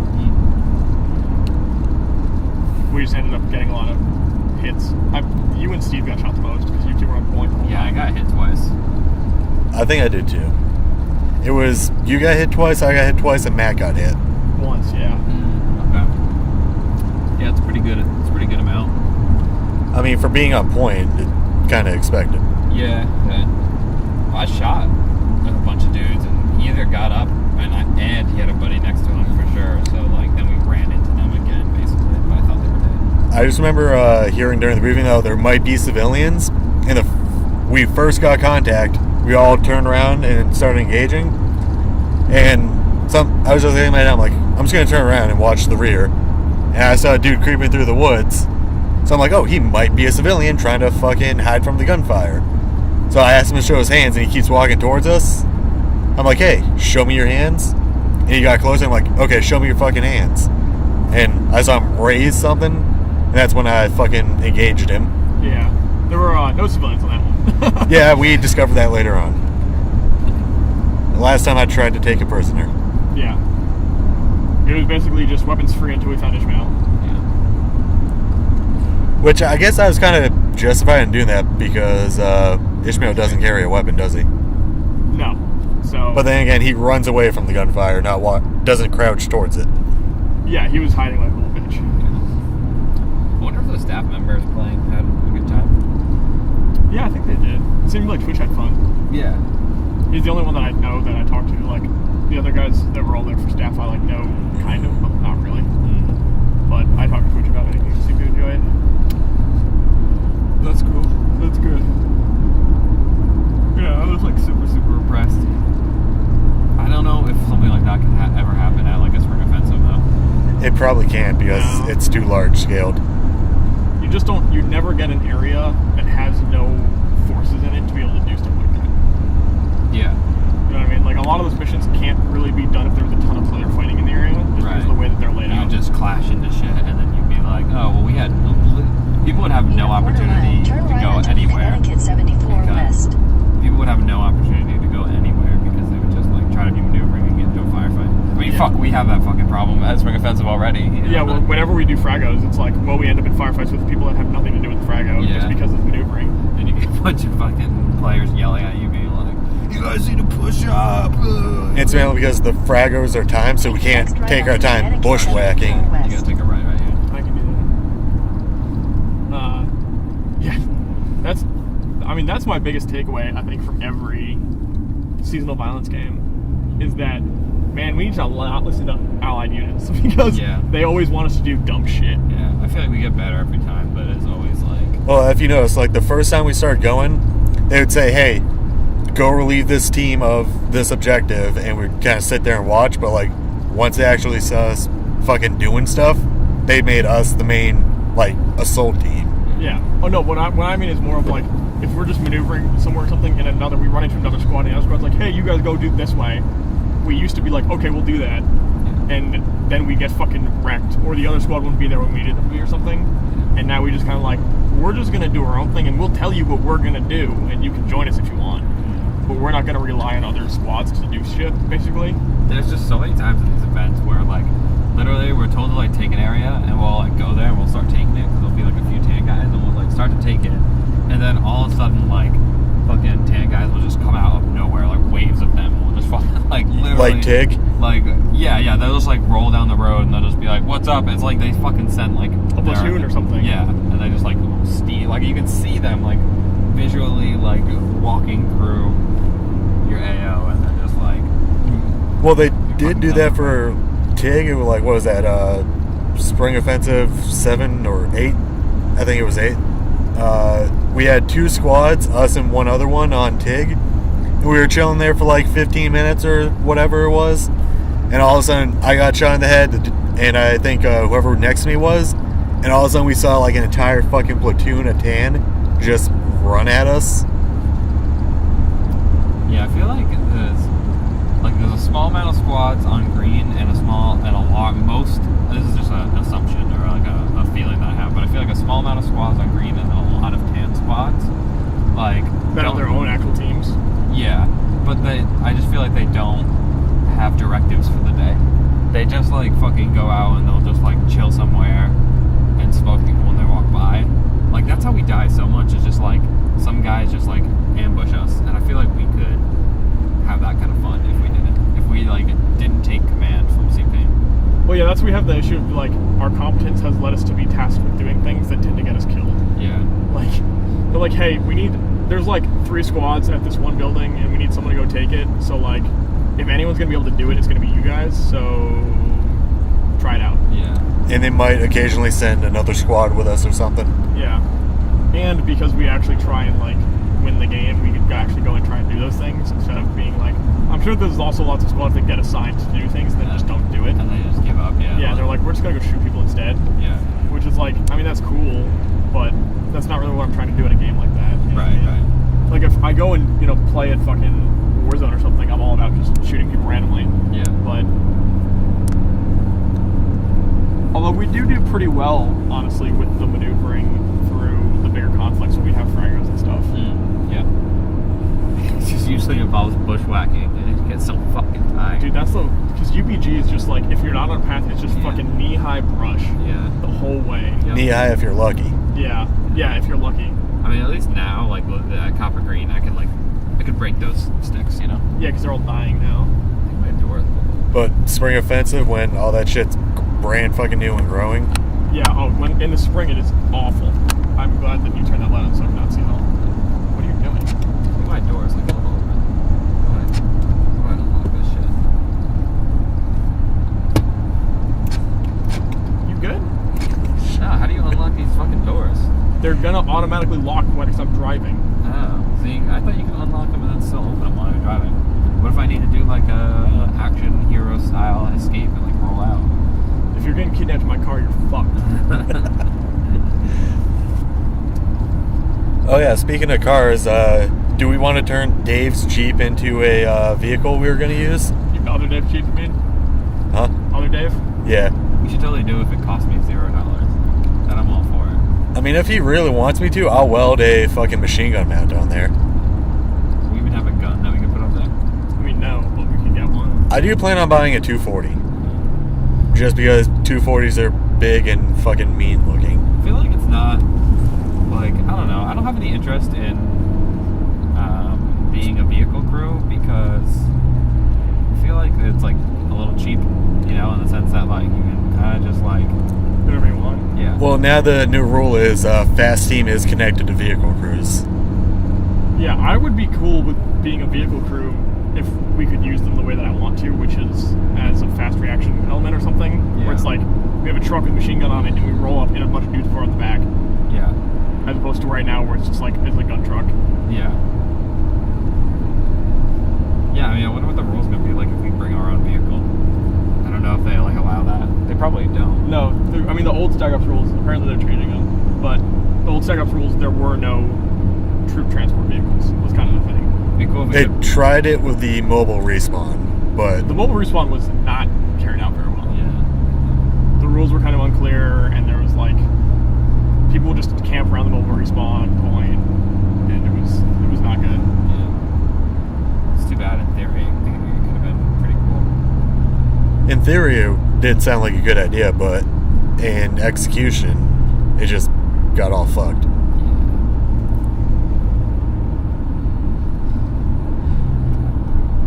How far away are we, Sam? About an hour and 10 minutes. Fuck me. Indeed. So, you want to talk about expectations for this? Man, I haven't... Let me guess, Sam, you didn't read the text up I actually was planning on doing it right now. while we were driving? Yeah. Because you did print it out accidentally. Yeah. I guess I don't really have a light though, so I can't really... You know what you should do? Is What? find somewhere to eat. Sounds like a good idea. Is there a way that you can like add something to the route? Oh, You can yeah, Find us a you can restaurant totally or some do shit? that. Yeah, you can search along the route. Yeah, how come Perfect. you Let's don't find some use fucking Google food. Maps, dude? You gotta go I do on- use Google Maps, just not always. Oh, man. It's objectively the best way to do it. I mean, I don't disagree. But sometimes Google Maps also doesn't cooperate super well with iOS. Really? I mean, I feel like it's probably the other way around. I feel like it's probably iOS not cooperating with Google Maps, but What are you guys looking for? I mean, something. Something not Are you expensive. looking for, like, random places, or, like, are you looking for, like, a chain? I mean, more like a chain, probably. Like an Applebee's or some shit. Not necessarily Applebee's, but like some sort of like generic American food chain. Okay. Search along the route for that generic American food chain. So, for Tolland, one saw gunner, essentially a sniper, and then a fuck ton of riflemen? For us? Yeah. Yeah. Yeah, Case is running a sniper rifle. Is that even allowed, or? Yeah, he got cleared to do it apparently. You remember Feel Good Farms wouldn't let you run one unless you take their sniper safety class? Dude, I don't fucking know how any of this shit works. That's also like, I mean, there used to be, I mean, there is technically requirements to run sniper rifles for stag ops. If you want to be on a sniper team and heavy weapon shoot over 400 FPS. Because you could run if you have a sub 400 FPS bolt gun, you could just run that as a rifleman if you want. It'd be dumb. But like, you could do it. Do you remember how pissed APOD got when, like, people were using, like, World War I kits with bolt actions? Yeah. People do some dumb shit at Bottom Justice. Like, if you want to make a World War I kit, go ahead, but don't bring it to a Milsim where every dude on the field has an like M4. a modern Milsim. Yeah. If you want to like go to fucking A World War II reenactment or something. yeah, go for it. But don't bring it to a Milsim where every other dude's running an M4 and AK. Yeah.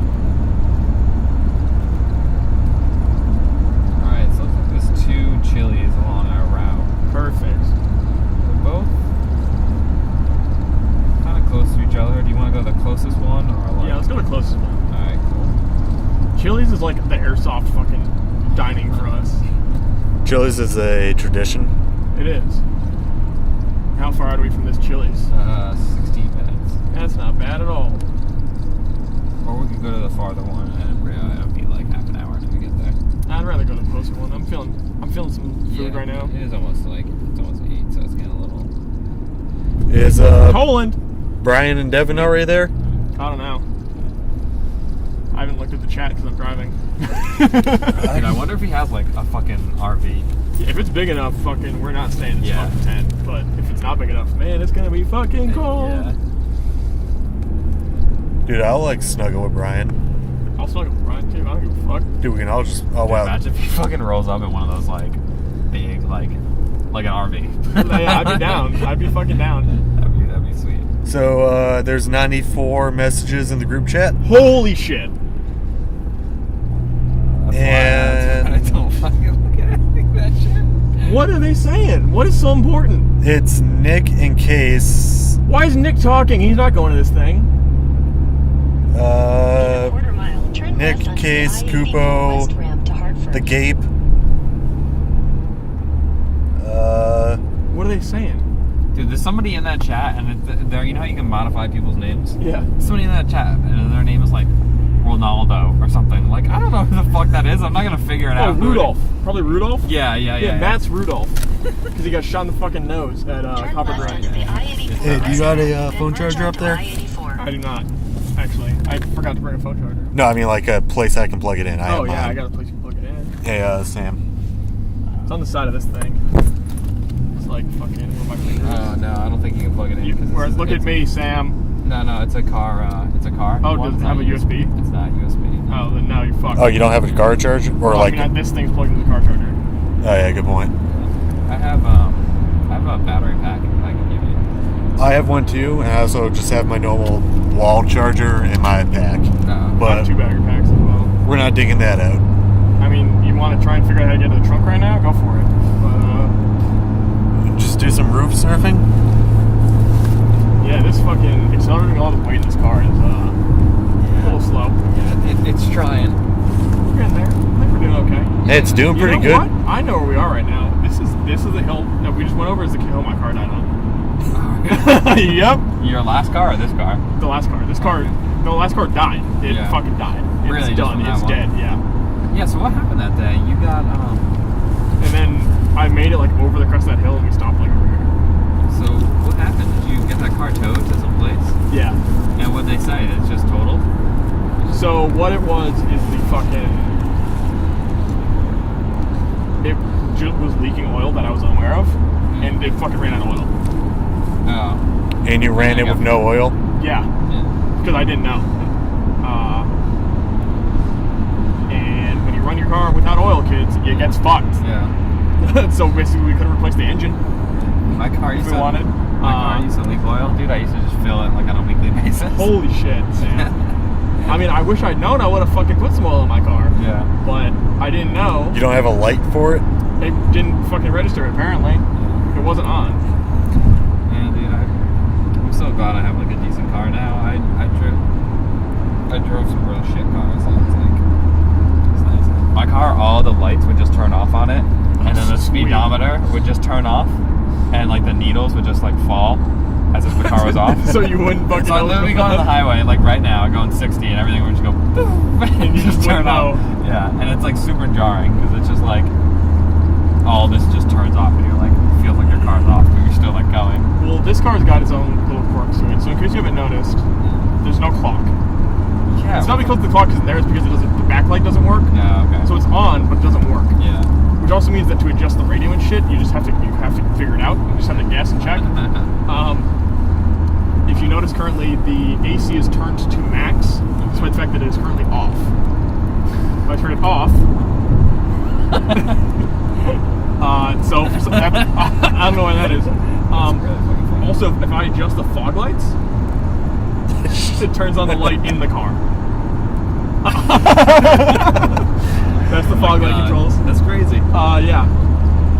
So it's got That's like so fucking Yeah. Your wiring is all fucked. Yeah, I feel like somebody like fucked around with it and they just plugged in things backwards. I mean, probably, but like it works well enough that it doesn't really affect me. Am I the only one who's totaled a vehicle? Yeah. But, like from crashing it, absolutely. I did like 2 full spins on the highway. Yeah, I definitely did not do that. Yeah, if you ever are in Plymouth near exit 5 and see 2 smashed in dents on the guardrail, that was me. You see 2 sticked crosses in the ground. That's where I killed 2 people. Sam just did that with a gun though. He didn't fucking. Yeah, it was not vehicle Just related. happened to do it on the highway. I actually Thursday. No, not Thursday. Wednesday. I fucking stopped at an accident. Really? Yeah, there was a 3-car pileup on my way home from work. That was fucking rough. Yeah. And there was one person stopped there that like saw it happen, but there weren't any EMS or anything there, so I went over to fucking check on him. Yeah. Not that I'm like, I'm not super high. I'm not like a paramedic or some shit, Yeah. but I have enough training, enough certifications that it's like, well, if someone's fucking gushing blood out of their leg, I can help them out. Yeah. Is everybody alright? So one guy, I don't know if it was like an emotional thing or if it was like an actual brain injury, but he had no clue what the fuck was going on Oh shit. and kept like saying the same questions over and over again. Wow, it sounds like he had. He had something going on. Wow, And so he- yeah, that's a fucking. Yeah, and then one guy was like real fat. I think was having chest pains related to the stress of the situation as opposed to the actual accident itself. Yeah. So both those people ended up getting transported. I stayed until the cops and shit showed up. Wow. Well, I stayed until I asked them if I could leave, actually, really, was what it was. Because I pulled over and I was there for like probably 10 minutes before anyone showed up. And then a normal cop showed up. And then EMS and fire showed up. And then a state police showed up. And then I was like, do you need me to be here or can I leave? And they're like, yeah, you can go. So, 10 minutes though? 10 minutes before anyone showed up, yeah. That's a really bad response time. It was rush hour traffic. It Yeah. was the traffic. It wasn't it was like them moving through traffic took forever. It wasn't actually the response time. You know what I mean? The worst accident I saw that wasn't the one I did was a woman got rear-ended and pushed into oncoming and smashed the front end, and her face was just straight covered in blood. When I got off the highway, I saw it, and I didn't pull over or anything because the paramedics were there, everyone was there. There were 5 cars pulled off to the side, so I wasn't gonna leave my fucking truck there and block everything. Yeah. But I was watching it as I go by, and this woman's face was like covered in blood because I guess the airbag didn't deploy. And I don't have a medical degree or anything, but I'm assuming she fucking broke her nose. Probably. And the person that rear-ended her was probably texting, and they were perfectly fine, but in cuffs. Yeah. And the person she hit in oncoming, I guess they were fine. They were sitting on the back of the ambulance getting treated, but like fire and all them were all around this woman with a bloody face because she was not moving at all. Yeah. That's crazy. Well, I saw an accident last month where 2 people died. Wow. Like I drove by it after it happened. There were already EMS and shit there, so I didn't stop. Where were But you? I was on my way to work. I had a dentist appointment and then I went to work Uh-huh. on 195. And this like minivan was Is there? flattened between 2 You said semis. 195. Is that just the same as 95? No, 195 is when you get from Providence and you're going towards Cape Cod, Yeah. like when you turn right on the over the bridge Oh, that to goes go over to the river. UBG. Yeah, like Okay, when you go over that bridge. Yeah. That's 195. Okay, gotcha. Is that whole highway from Yeah. that point until you get off of when you turn to go to UBG, like onto that other highway? That's Right. 195. Okay, gotcha. Okay. That's, dude, I saw the stupidest fucking thing. I was driving home from work like a few months back, and there was a big car accident. And then it was a pretty big deal because I had a person out of the car and somebody was giving them CPR. But Yeah, it was that's just bad. Like, it was That's just fucking all, bad. It was just all civilians too. But what was even dumber about it is like 3, maybe 4 cars were like hit in like part of the accident. But there were people in the lane, like with their hands out like this, being like, stop, and like they were like pushing people over to the side of the lane, and I'm like, I just thought it was crazy that they were standing out in the middle of the highway, like it was just ridiculous. But like, yeah, there was like people were like fucked up. It was crazy. Yeah, if you had to do CPR on somebody in a car accident, they're probably fucked. Like, Yeah. because that's like, oh, you've had a traumatic injury that stopped your car. Like, that's way different than having a heart attack. Yep. Crazy, man.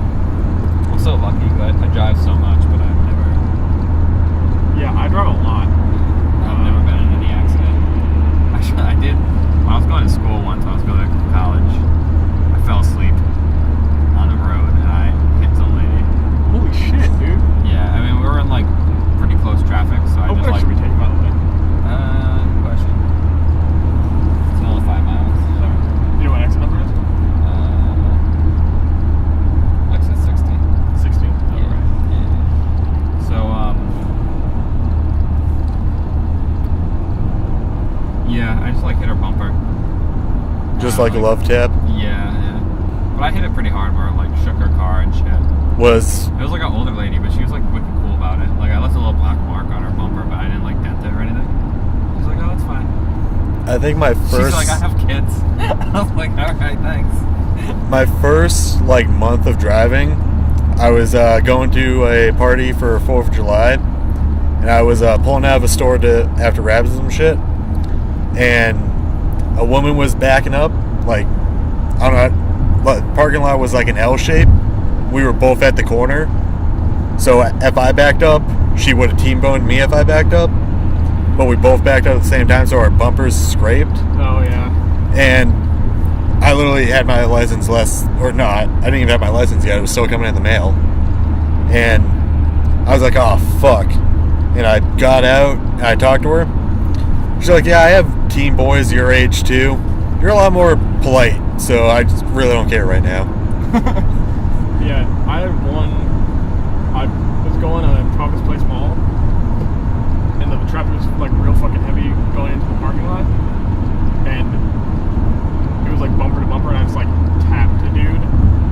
Like I just braked a little bit too late and just barely tapped him, and there was like no pin transfer or anything, and he was like, yeah, you're good to go. I'm like, fuck, thank God. I've been driving for like 6 months maybe. Wow.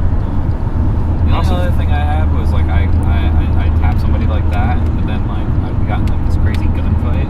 So it got a little wild. But, Yeah. you know, That road I'm rage. still here though, you know, so we won that one. My accident was during that really, really fucking bad snowstorm we had, where it was like snow, then rain, then back to snow, all in the same day. And my boss is like, it's not a state of emergency, so you still have to show up, even though no customers will. And I was going up there, and me being a stupid teenager, I was like, fuck it, I'll do 60 in the snow. And I was doing 60 perfectly fine, and I saw a bunch of traffic getting on the exit, so I moved over. Little did I know there was a dip in the road where all that piled up into a slushy mess, and I hit that shit, and it started to spin the vehicle, and I went to correct it, and as I corrected, the back tires hit it, and just spun the whole thing around, and did like a 720, and I went from the left lane all the way to the right lane, smashed the front end into the guardrail. The wheels were still cut, and it rolled into traffic, and then rolled the back end in, back to the breakdown lane, smashed the guardrail. But literally the first vehicle that was getting on right where the exit was an ambulance. So you got fucking lucky. Well, I sat there for a minute. I'm like, did this happen? And I looked around. I'm like, yeah, it happened. I turned off my music, and I casually hopped down and walked up to the ambulance. And they're asking me if I'm okay. I'm like, yeah, I think I'm fine, aside from like my insurance rates. Yeah. My insurance not gonna be great on this one. But like 4 hours later at work, I'm like, my back hurts and my head hurts. I wonder why. Yeah, maybe from that accident. But it was right next to the police station too, so like 5 cop cars showed up too. I'm gonna quit my job before it's fucking snowy just because I don't want to drive in the snow. Dude, I had to drive home from work in a blizzard one time. It was not good. It was, so I work in New Bedford and live in Warwick, which when there's no traffic is like 45 minutes. For my normal commute is about